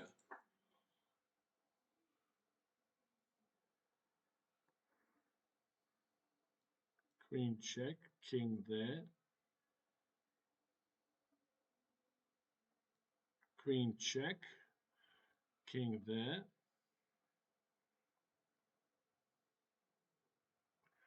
Queen check, king there. Queen check. He's pushed the pawn. What? Oh, what a tactic. Pushes the pawn, you take, queen check, pick up the queen. Oh, this GM is something else. This GM is something else. D5, what a move. What a move. If he doesn't take the bishop, he loses his queen anyway. Oh, beautiful stuff. This should be the end of Rogov now. And yeah, it is. Rogov resigns. Beautiful way to finish the game. Great technique by the Grandmaster. Absolutely spot on. Brilliant to find d5 and finish that off. Wow. Wow. Amazing. Absolutely amazing. A good fight by Rogov. Tough game. Tough game. But he did very, very well to keep fighting. And then obviously the what's lack of the better word, the pressure was too much. The pressure was too much. Time was an issue. So just to go through the results, Sergey won, Banele won, Nico won, Lawazi won, Tasheno won, Ethan's won, Singh won, Wayland won, Kleinschmidt won, Sudre. I think that game was played again, and I think Sudre lost that. So not too sure what the result is there, but I got word that they replayed. Manga Tabang drew, and Denham James drew. Denham James won. All right, and that's us for today. And yeah, watch for the drama. It is definitely not going to end there. I'm going to go look at what Clausen, and Water had to say now. And have a great, great, great Thursday. And I'll see you guys here back again tomorrow for the next round.